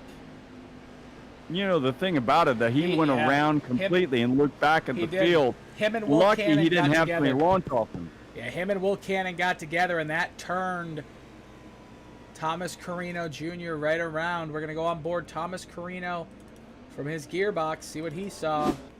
He saw Barstool. And him and Will Cannon were just... Will Cannon just got in there, and... Yeah, he just looped him. But the fact that it's so amazing. lucky that it's so lucky he spun around all the way around, looked at everybody coming the other direction, and he's so lucky that somebody did not go over him and just launch himself in the air off the front of his car. It really does show you how talented these guys are, though, because Greg Holt, Nicholas Weatherby, all those guys, everybody was able to back it down and get away from it. And we continue to have everybody except like 2 drivers on the track at this moment still driving. So it's unbelievable. That was a great move. It's terrible for Thomas Carrino. He is having a fantastic race, the young driver out of Elbridge, New York. So. And guess who's second right now? Joseph Causey. Yep. You know, I was talking to Joseph Causey not too long ago, and he was telling me this is his worst track. He will suck at this track. He anticipated he probably would finish like 42nd of 23 cars. Have you ever remembered what I call him? Liar? I call him a liar. I call him a liar for a reason. Because he sucks at every track, but then he wins. Yeah, he's the worst driver ever at all these tracks. And you know what I'm going to start saying in the ARCA series? I'm the worst driver in TNT. Now I'm going to go win a race. Okay, I got some trivia for you. Sure. Who has this saying? This is the worst town I've ever been in. I have no idea. Oh, my friend, you are not a wrestling fan at all. I'm disappointed in you. It might have been before my time. No, actually, it's very recent.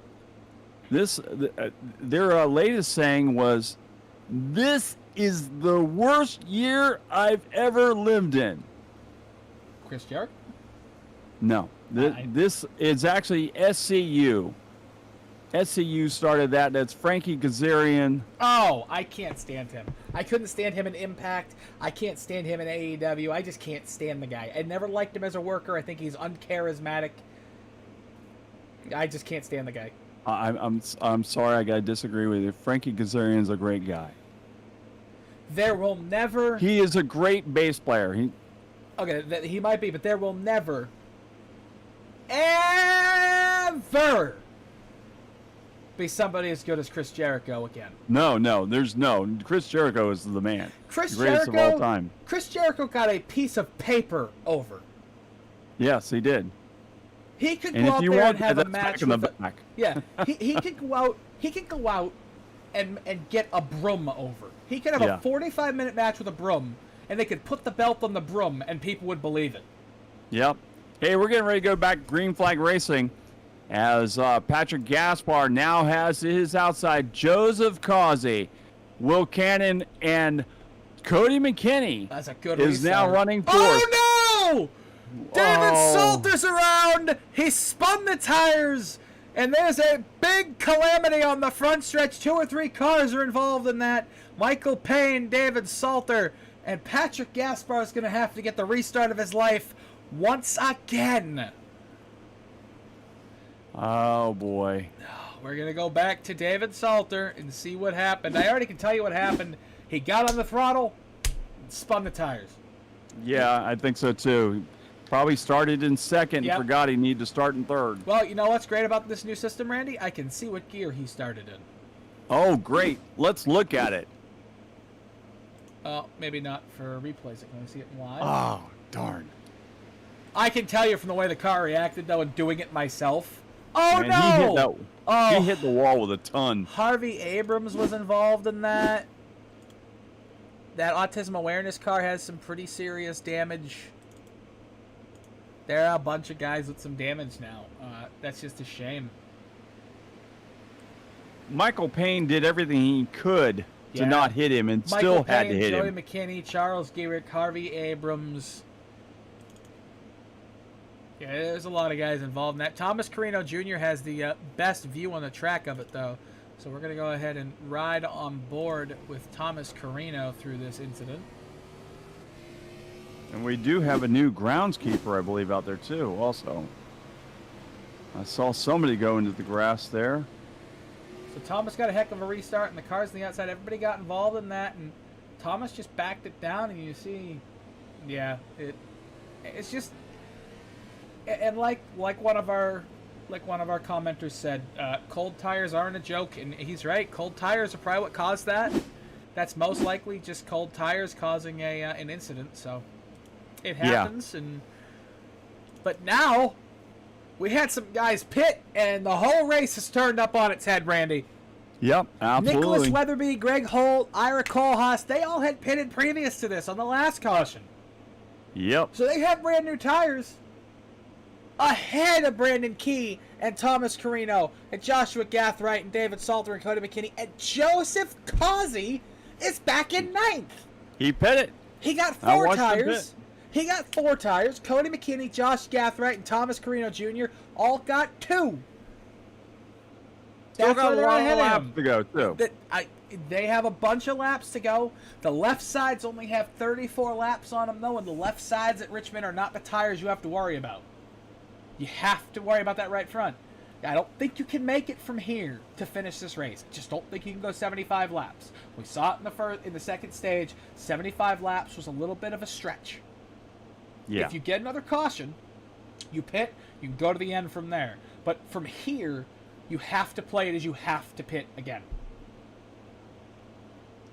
Because you can't save the amount of fuel that you need and drive like Joseph Causey was driving in the second stage. We saw it. It didn't work. So now Well, we will see this time. We will. This will be interesting. it's going to be a great, great, great restart here. As we're going to come and get 1 to go. They're going to line up this time by. The pace car lights come off. And we're going to set the field for you. The top 5. Nicholas Weatherby, Greg Holt, Ira Kohlhaas, Brandon Key, Thomas Carrino Jr., and Mr. Pepper. With 75 to go, why don't we crank it up one more time? All right, one more time. Although I think we're going to see the 91 try to get around that 23 really quick here. We will, and that's going to be the battle we're going to watch very closely. But here on Ghostfire Media at the Maconi Setup Shop 250, we're going to crank it up on what might be the final restart of the race.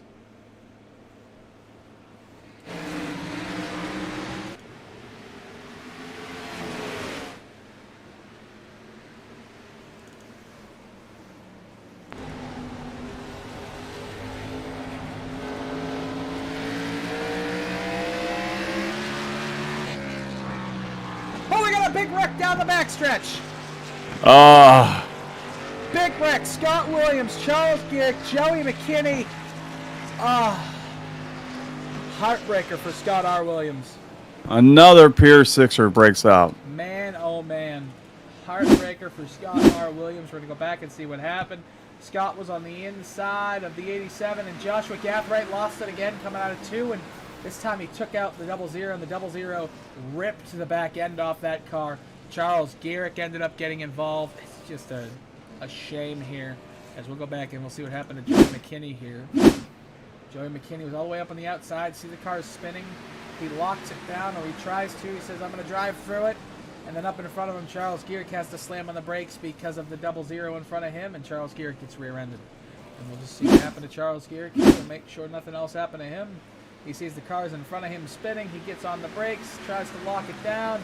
The 00 spins right up in front of him on the top of the track, and he gets it lowered down. Then he gets rear-ended by the 18. So a 4-car incident here with just over 70 laps to go, and that's going to cause.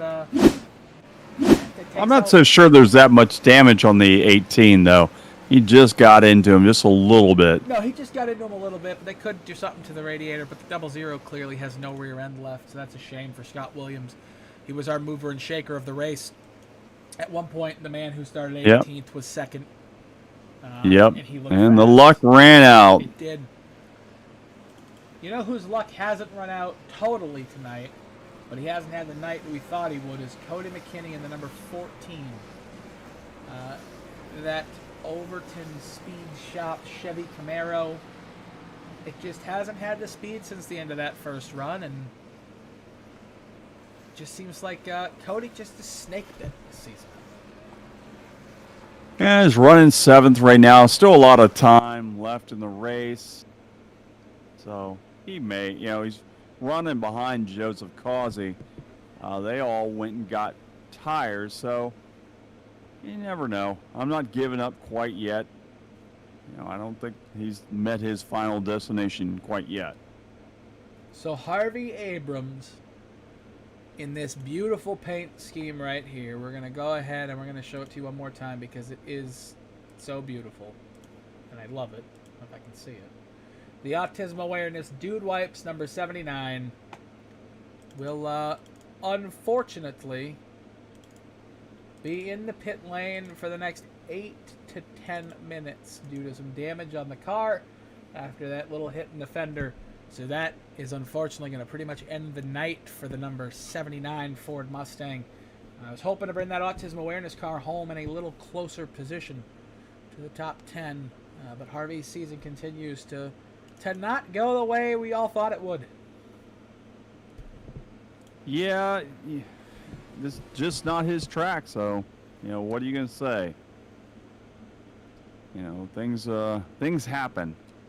Unfortunately, they're not the things he wanted to happen. As we're stacking them back up here again, the field, Nicholas Weatherby, who jumped out ahead of Greg Holt on that restart last time around, did a heck of a job. Greg Holt tried to hang with him, but that clean air has been the kiss of death for many. Anyone behind that clean air just cannot get anything going, and Nicholas Weatherby played it to his advantage. So he'll try again as the field makes their way around. They're stacking them up 2 by 2. Lug nut to lug nut. Ira Kohlhaas is on row 2. The pace car is off, and here we go once again back to green flag racing. They're thinking about going 3 wide. Joseph Causey makes it 3 wide as they go into turn number 2. Off of turn number 2 they go in. Causey still hanging on that outside. He's got brand new tires. He's working the outside of the 29 at Ira Kohlhaas as Weatherby trying to run his best night that we've seen, running away from the field as Causey now sets his sight on his teammate Greg Holt as they go down the back straightaway single file. I have no freaking clue how he held it on the outside, Randy.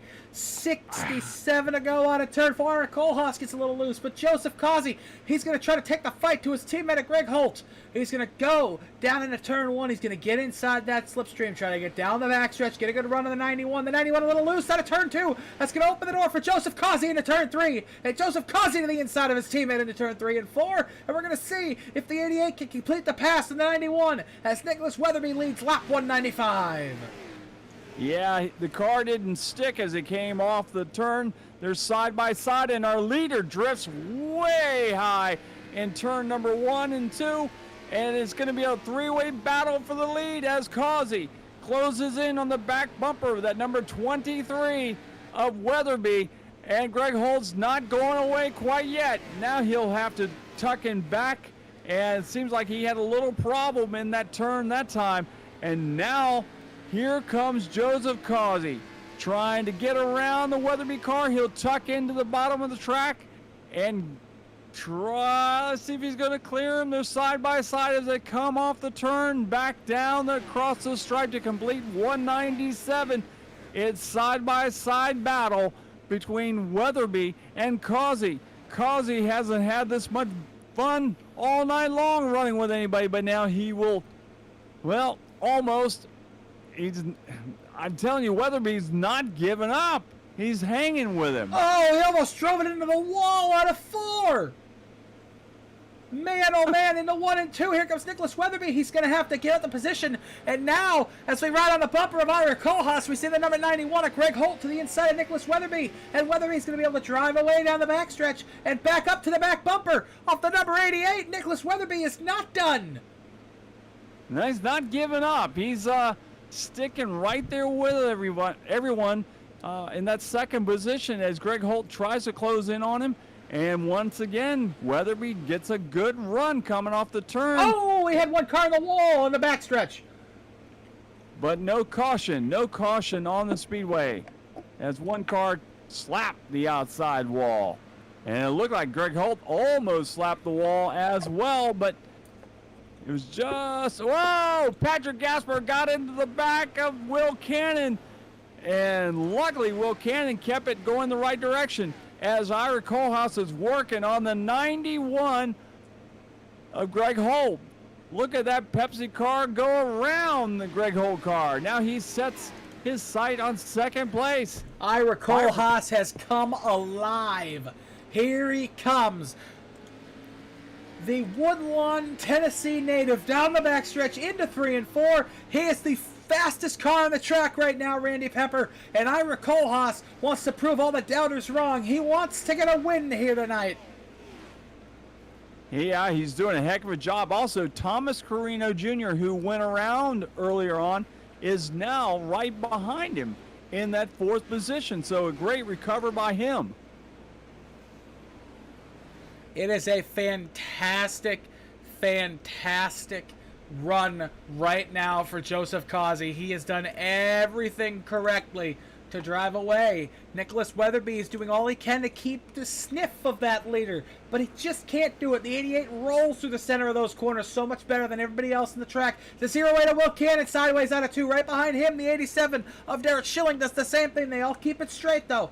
Down out of turn 3 and 4. It's getting racy, Randy. 46 laps to go at Richmond. Yeah, it's getting very racy. One guy that is, I would say, probably not making any friends right now is Patrick Gaspar.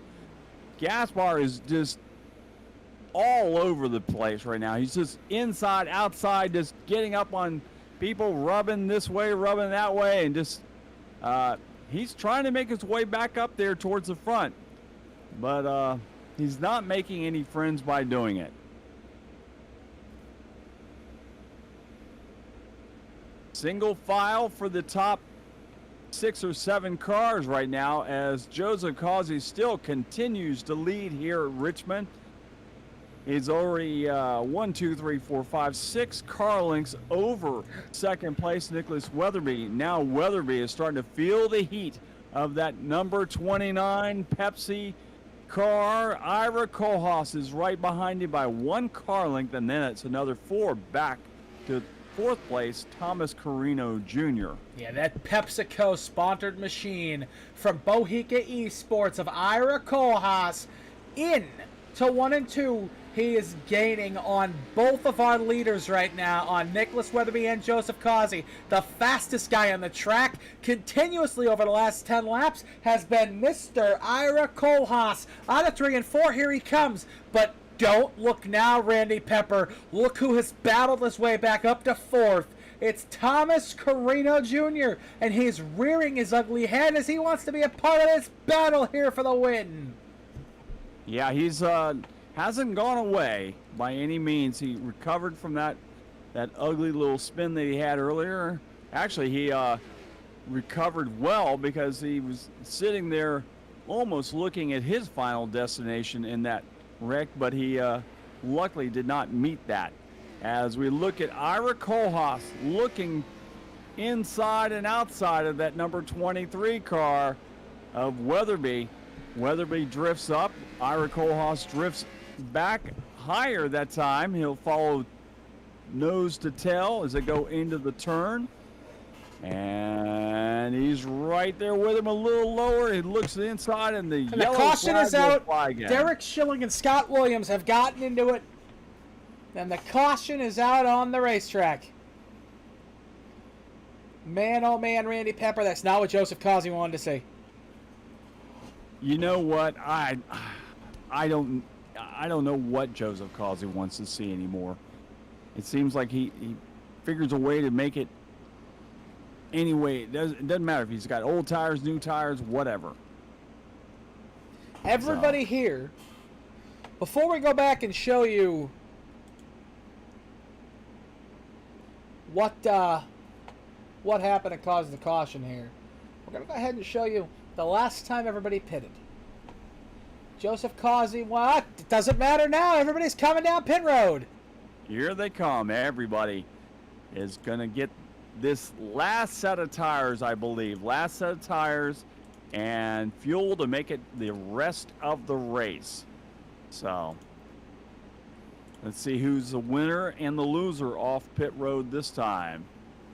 Causey pulled in perfectly, so did Weatherby and Ira Kohlhaas. So they shouldn't have any problems getting off pit road. Left side's up on Causey's car. Dropped, and he's off as well. Man, they were syncopated. Although it looks like second place may go to Ira Kohlhaas. He might have got him just by a bumper, but I'm not so sure. I guess the scoring is coming back. Let's see what the scoring comes up. Joseph Causey, Weatherby, Kohlhaas, Carrino, Cannon, no! Causey, Kohlhaas, Weatherby. Carrino, Cannon, your top 5. Now we're going to go back and show you why the 8th caution of the night was thrown here at Richmond International Raceway. Looks like Derek Schilling and Scott Williams got to get. Looks like Derek Schilling hit the wall coming out of 4. Then going into 1, him and Scott Williams just were on a collision course. And the two of them went into the wall. Scott Williams spun back around, and then when he was trying to get going, he came down the track again. And he got on the throttle, and Derek Schilling just couldn't keep it straight. Spun it back up across the track into the outside retaining wall. It's an unfortunate set of events. Scott Williams' night went from so good to so terrible. It'll be interesting to see. We shouldn't have talked about him. No, we shouldn't have. We shouldn't have. But when you make up 19 positions, I have to mention you. Yeah, absolutely. Yeah, he was having a great race. His race went a lot like mine did on Sunday night. I had made my way from 22nd to 5th, and then it went all the way. Because what happened? The broadcasters all started talking about Randy Pepper. Randy Pepper making some moves up there, looking good in that number 12, and then bloop. Well, I mean, Randy, you were in the top 10. Something bad had to happen. I was in top 10 for most of that race. Something bad had to happen. Yeah, exactly. I was 5th. The highest I went was 5th, and then I sat there and ran in 8th for a long time, and then a couple things happened. I got back to 15th, and then got knocked out. So I know a lot of people have lap. said things about this freaking pace car. It just annoys me. What's wrong with the pace car now? What's your problem? I just don't like how they just a generic model. I just don't like it. You don't like the Toyota Prius, the Toyota Tesla, Ford Mustang, BMW. Yeah, the Toyota, BMW, Ford, Camaro, Mustang, i7. Yeah, exactly. Yeah, no, I don't like it. Like I said last week, I'm gonna keep beating this dead horse, but you have all these licenses to all these cars right here. Slap a freaking light bar on one of them and make it a pace car. And iRacing, for God's sakes, give us the ability to drive the pace car. Hey, we're going green flag racing. The caution lights are off. The car is off, and here we go. Kazi starts on the outside. He'll jump out to a 1-2 car length lead over Ira Kohlhaas. And then it's great battle for third place between Carrino Jr. and Weatherby. They are side by side. Carrino only almost slaps that outside wall as Weatherby trying to hold on to that third position. That is the battle with Patrick Gaspar now shearing his or wearing his number 86 diecast dude car in this mix as well. Oh boy, and they're four wide. They're four wide. Holy smoly! They were four wide on a turn. They're three wide again out of four. Four wide now out of four back there for 11th. Holy smoly, Randy Pepper! They're going nuts back here. Jumping crawdads. As if you look up front, we've got a good we got a car on the wall. Derek Schilling. Oh. He didn't spin it. We're staying green. He did not spin it. He pounded the outside wall. He'll be coming into the pits next time by. But we are staying green with 31 laps to go here at Richmond International Raceway. The Maconi Setup Shop 250 has lived up to any and all expectations you could have had coming into tonight. And you see Joseph Causey now. He's pulling away. Ira Kohlhaas under pressure from Nicholas Weatherby. 31 laps to go here. Do you think that possibly Ira Kohlhaas could be happy with second place tonight? With the season he's had, if I was him, I would take second. But I know Ira Kohlhaas. And Cody Mckinney to the inside of his teammate in the 3 and 4. He's going to slide up the track. They're almost going to touch through 3 and 4. But Patrick Gaspar will continue to hold 5th position. And the caution is out as we have another incident. And this time, a contender is involved. Will Cannon has been caught up in this incident here with 31 laps to go. Man, oh man, as the field picks up the pace car in the backstretch.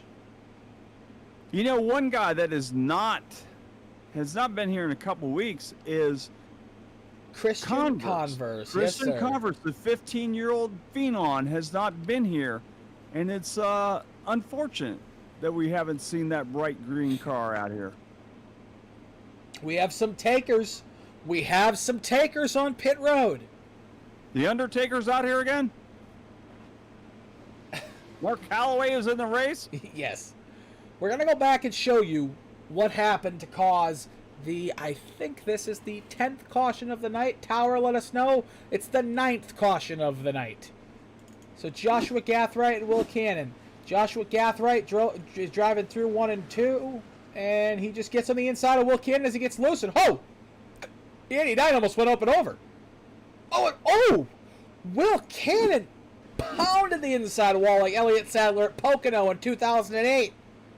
Holy schmoly, he pounded that inside wall. That car is killed.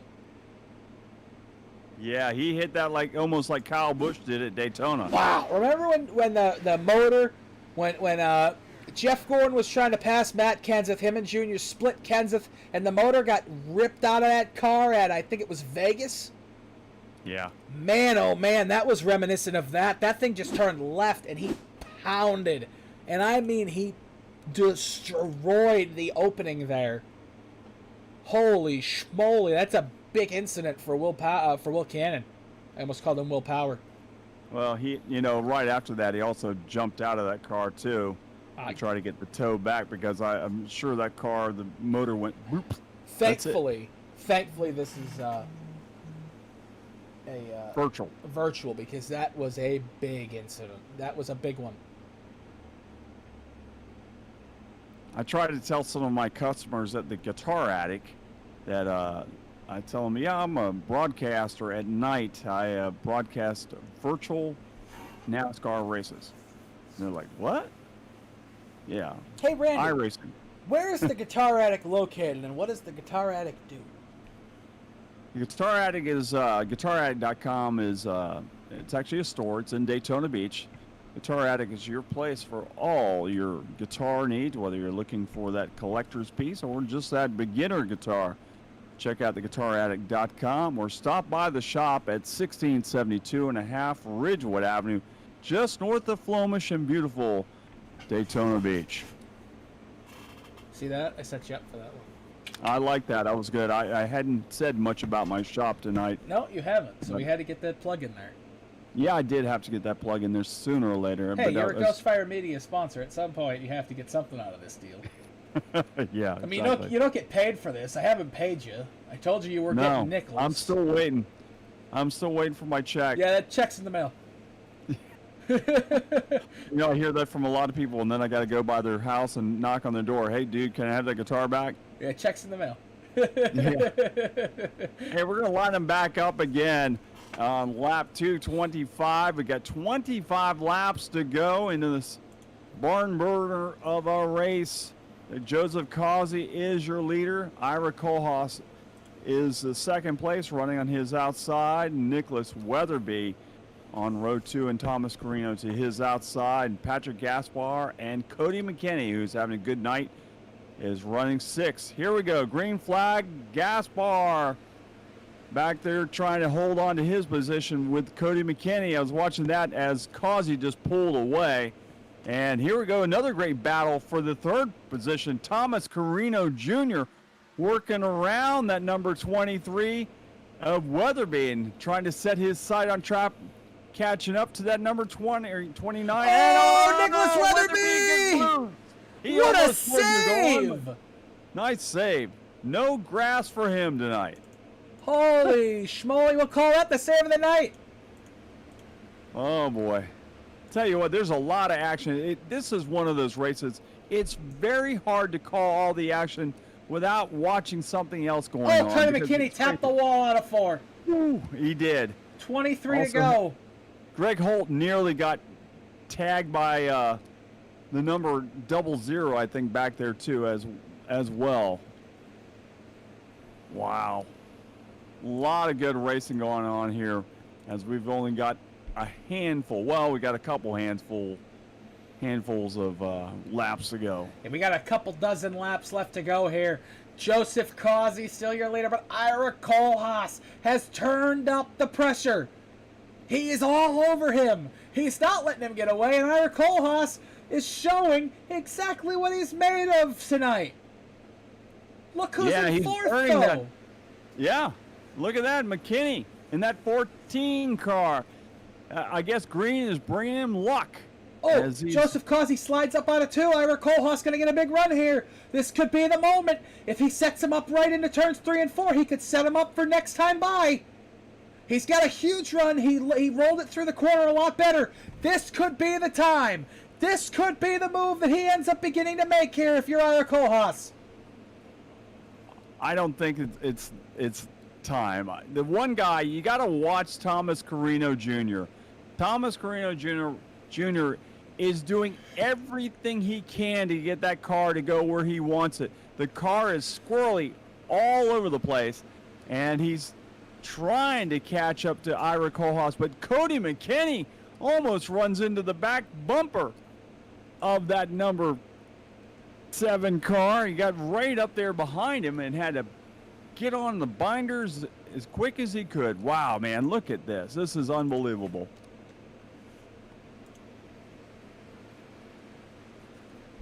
This Single file for the top 5. Awesome. Top 6, actually.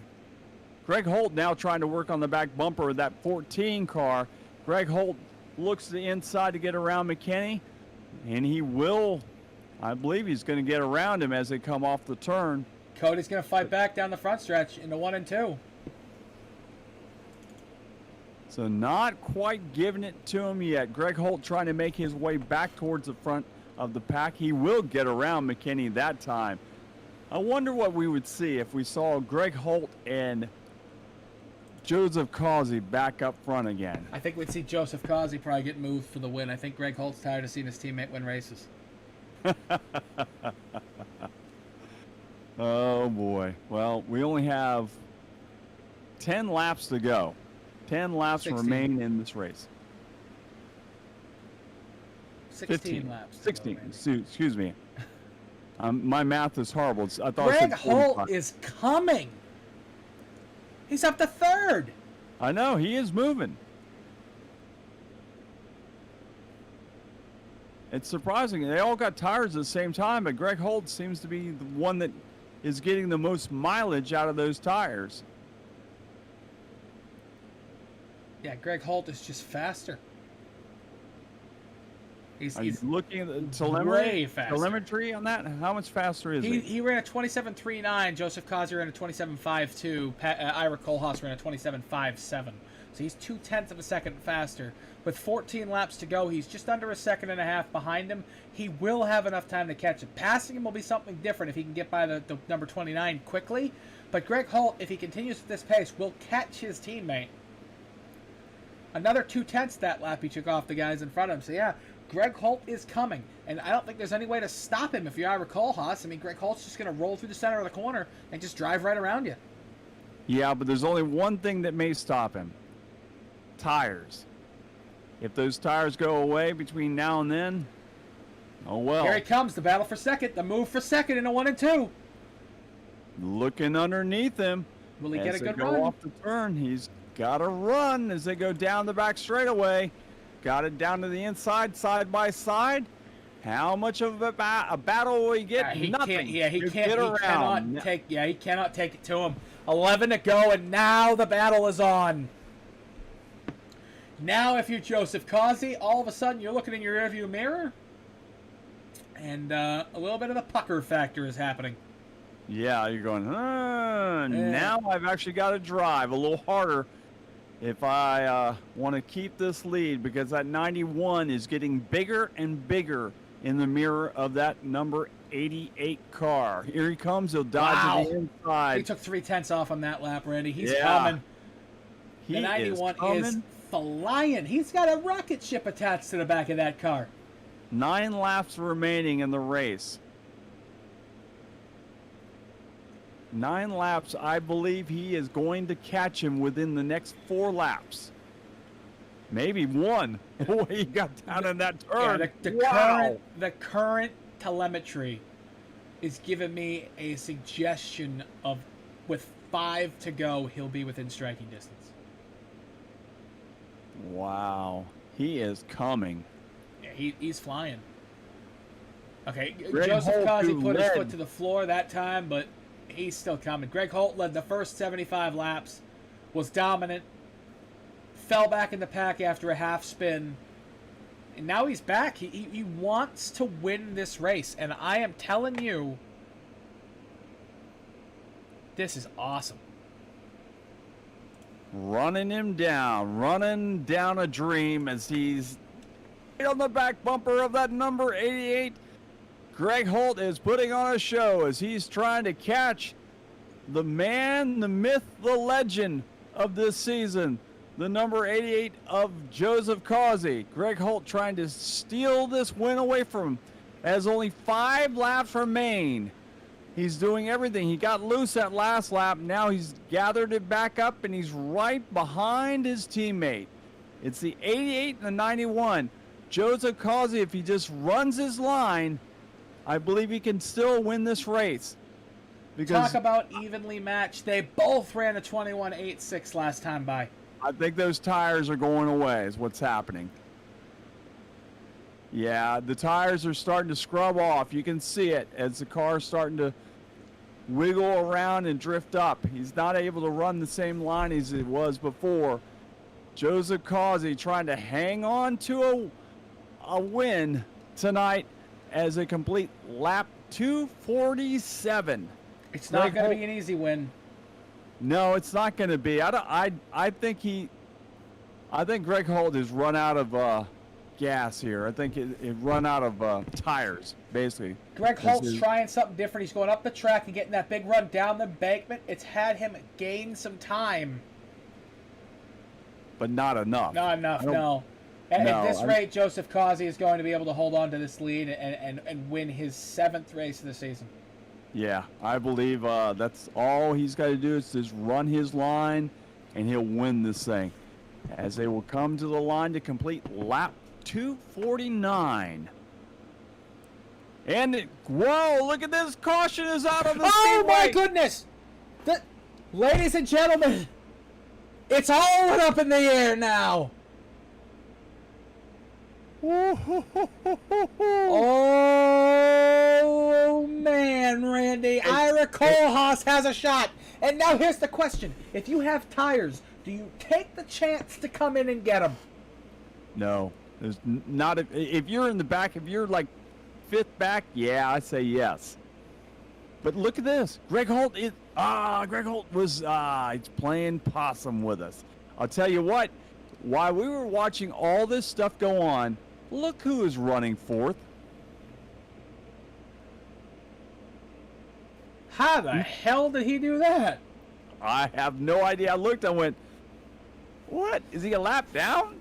And no, Scott R. Williams is running 4th after how all did he do that? I don't know. We're going to look at how the 10th is it the 10th or the 11th caution? Give me a second. I believe it was 10th. 10th caution of the day. We're going to go ahead and look and see how that came out. Charles Gearick and Nicholas Weatherby got involved in that. It was a 2-car incident. Looks like Nicholas kind of slid up the track here and got in the back bumper of Charles. Yep. Charles spun around the track and then came back up into the middle of the track. And it looks like Nicholas almost hit him. Stopped and then... Did he get going? Did the 23 get back going? I'm not sure what happened there. He did get back going. He was letting the 76 by. So yeah, that was just a little racing incident, but a unfortunate one for and Joseph he was having Causey. such a good night. Yeah, Nicholas Weatherby was having a great run. Yeah, he had fallen back here as the later part of the race has come through. He's back to 11th. He had fallen off the pace, but now all of a sudden, this is a different. It's a different situation. All of a sudden, I would say the Bubba Wallace luck has set in. Wow. I'm just saying, Bubba just seems to not have any luck either. So. I mean, you're not wrong. I'm not wrong. I know. I got nothing but good things to say about Bubba Wallace. Trust me. I've talked to Bubba quite a few times. So. Bubba Wallace is a headbanger, folks. If you did not know that, Bubba loves heavy rock. He likes his stuff hard and heavy. He's a drummer. We tried to get him to play with Pit Road Pickers. He denied us many, many times. I said, Bubba, you tell me what is your favorite song, whatever band, I'll learn it, come up and play with the band. And he goes, no, I'm not playing. No, I tried. I said, I'll bring you both, you and Blaney up. And he said, no. Because Blaney likes to sing his Cookie Monster pop. If you guys didn't know that, look it up. There's a video of Ryan Blaney singing metal on the internet. It's funny. It's hilarious. All right, we're going to go back to Green Flag Racing here in just a second, as Joseph Causey is going to have his hands full with Greg Holt, Ira Kohlhaas, and Scott R. Williams, Thomas Carrino Jr., Patrick Gaspard, Cody McKinney, and Joshua Cathright, as we'll go back to green here in just a half a lap. Here they go. They're revving the motors. They're getting ready. And, right like that, Joseph Causey runs away by 1-2 car lengths as Ira Kohlhaas is trying to get underneath the number 91 of Greg Holt. They are stacking them up like a parking lot. Down the back straightaway, Greg Holt will tuck in behind the number 88. He'll try to get a good run on the outside. That's as close as he's got so far. Lap 254 goes in the book. And here we go. This is going to be it, folks. The last lap of the race. As our 3 wires, Patrick Gaspar's in the middle. Oh, boy, Oh, Cody boy. McKinney in the wall. But it's not going to matter, as Joseph Causey is going to win the race. 3 wide for third. Oh, the big wreck after the car. And the field is wrecking as they come to the start-finish line. Holy schmoly, Randy. For 253 laps, they kept it together. But finally, after 255 laps, Joseph Causey with his 7th win of the season and to win here tonight at the short track at Richmond International Raceway. The Maconi set up shop 250 in the IVRL Butt Kicker Cup Series, and we are going to see the man, Joseph Causey, burn it down here on the front stretch. Did you happen to be looking at some of the chat group? Did you see the comment from, what's this guy's name? Justin Anderson? He said the only reason he was in the lead was because Blake wasn't in the race. That was to Harvey Abrams around lap like 190. Oh my gosh. There is going to be a rivalry between those two men until the day they die.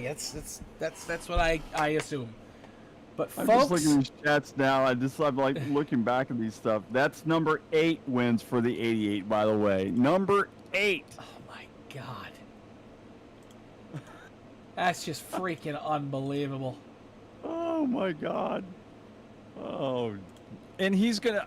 I can guarantee you what we're gonna hear. He's gonna be laughing the whole time, and can't believe he won this race because he sucked so bad at this track. Oh boy, oh boy. Unbelievable. So let's kind of go down the finishing order here. Joseph Causey was your winner tonight, just barely over Greg Holt. Ira Kohlhaas was 3rd. Scott R. Williams was 4th. Brandon Key was 5th. 6th went to Thomas Carrino Jr. Patrick Gaspar came home 7th. Joshua Cathright came home 8th. Charles Garrick was 9th.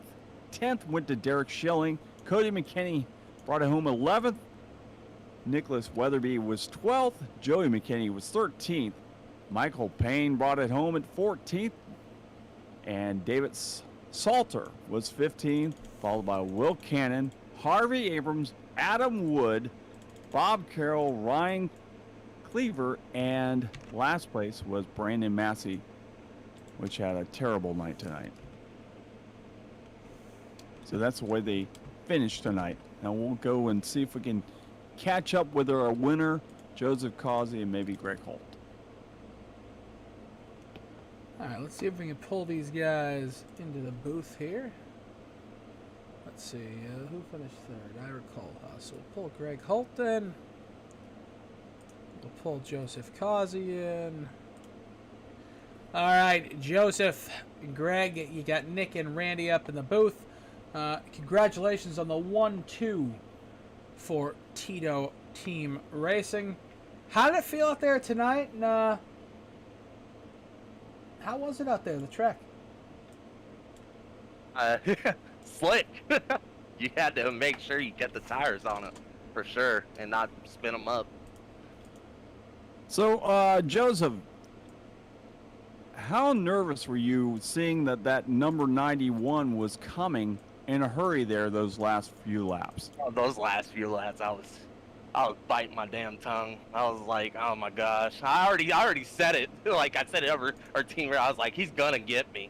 But then our laps started clicking off, and he never got to me. He got close to me, but he never got to me. And then it ended up, it paid off. I was surprised because I thought those 10 lap pressure tires that he had was definitely gonna get me. Yeah, they ran out right there at the end, and I mean, that caution came out there right at the end. I mean, you guys probably, I'm sure, Greg, you were probably going, oh, yeah, I got it now. And I'm sure, Joseph, you were probably thinking, uh-oh. Yeah. It was every one of those laps that were clicking off that I had to pass another car on the bottom that the right rear was just going further and further away. So, and that's killing me. The drive off is what was helping me get up through there. Plus the damage that I had from one of the previous incidents when I got to the back there. Was that the one you became the lead groundskeeper here? No, I didn't get any. I didn't get any damage from that. That was right after a restart on the bottom of me and Causey. But that was Cannon got under somebody, and they got together in the middle of one. Actually, at the exit in two, and then literally I got on the brakes, but the guy behind me just never checked up in time and let me have it pretty good. So was what it was. We'll take a second place. It's we'll get him next time. You know, I wish I had a little more, but it's what it is. If I can't win, I'm glad Causey can. Well, your teammate at least, yeah. And let me ask you guys, when are we going to see Christian Converse come back? I don't know. I was probably expecting to see him here. He's pretty good at this place, but Did he get grounded? No, I know Thursdays were going to be tight because the race starts earlier than all the other leagues, And don't he got karate or something? Yeah, he is 15, so he does have karate. You know, so he's Karate. and it's going to be, you know, it's in Florida. It's nice weather down there now. I'm sure there's stuff to do outside, football and everything else. Hey, I was at Universal yesterday, so maybe he was at Universal today. Maybe he was. I don't know. Yeah, there's nothing to do in Massachusetts. If you guys stop making me jealous. Anyhow, there's nothing to do here. Joseph, Anyways, go ahead. every single time I talk to you, I feel like you're lying to me. I feel like I'm lying to myself. Every single time you tell me, oh, I'm not going to finish that great. You know what you do? 8 times this season you've told me, I'm not going to finish that great. You know what you've done all 8 times? I'm going to give it to Greg. Greg helped me a lot when he told me to just go back to 65% on the brake Hey, bias. Greg, Yes. in those team chats from now on, shut up. Stop helping him. He's my teammate. Stop helping him. I want to race against the fast guys, man. That's what it is. That's You're- why I pulled Christian and Causey in here. I figured it was going to be a cakewalk. The 2 guys I have to compete against the most are on my team. So You're making him too fast. it's all good. Hey, you had guys back there that were really fast. Ira Kohlhaas was really fast back there. Thomas Carrino Jr. was very fast. I think you could have found other guys that were pretty fast besides Mr. I Win Everything over here. I was going to say, some of the fast laps we saw tonight, and the fastest lap of the race came from Cody Mckinney with a 21.85. I mean, it wasn't from your stable that was the fastest on the single lap, but you guys were the most consistent throughout the entirety of the race. In a race, one fast lap doesn't mean crap because there are a couple cars out there that would bowl through the field and then they had no right rear left or no right front left, and then they would lose it on their own or anything else. You can't, and they do it week in and week out. One day they'll learn. You take it easy, you drive it, and you'll be there to win. Oh, speaking of that, thank you for bringing that up. Joseph, what happened at the end of stage 2? I ran out of gas. That's what I thought. I was thinking you didn't save enough because we were thinking 75 laps was going to be a stretch. Yeah. I didn't think about going to 75 laps until it was like, hey, what stage is it? And it's like right there, and I was like, oh, I'll start clutching it, I guess. Yeah, it sounded like when we got on board with you a few times, when you started losing like 2 seconds a lap to people, did you turn it off going into the corner? You were that concerned? I was clutching. Okay. Yeah, it seemed like when Ira got under you at the end of stage 2, you couldn't fight back because you didn't have the fuel to really do it. No, I didn't have the fuel. That was just me making it to the end, so I didn't have to take another set of tires. Gotcha. You were hoping that you didn't end up finishing like 14th in the stage and then restarting 19th and having to go through the entire field. Exactly. Gotcha.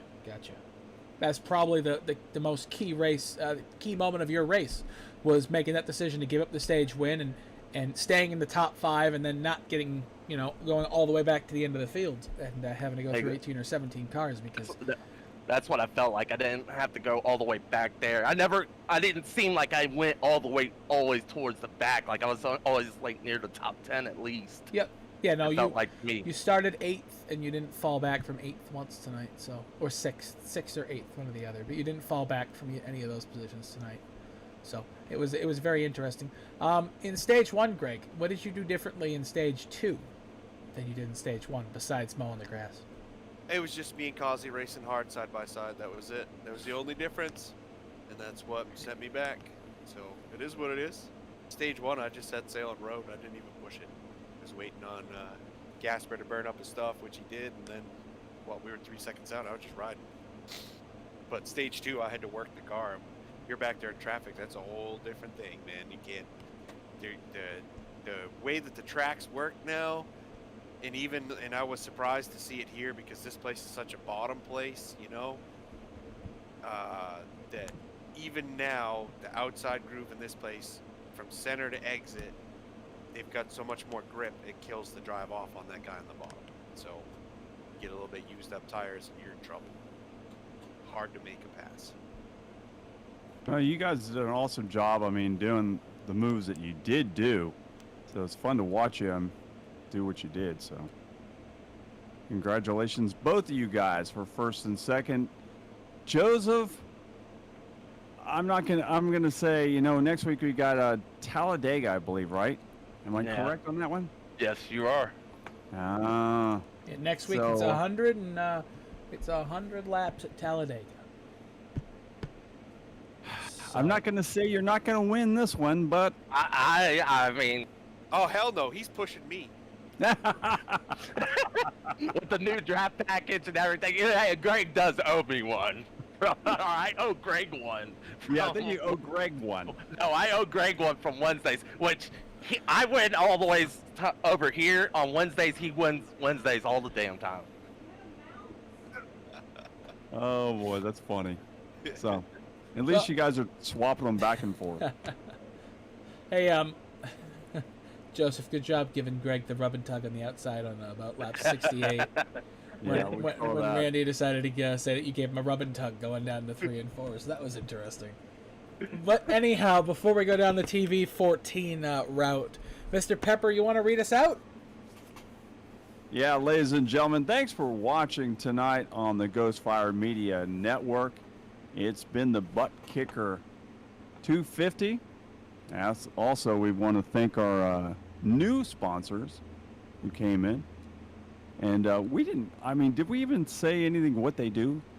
The Maconi Setup Shop. I'm not 100% sure what they do, but if you want to find out what they do, go to MaconiSetupShop.com.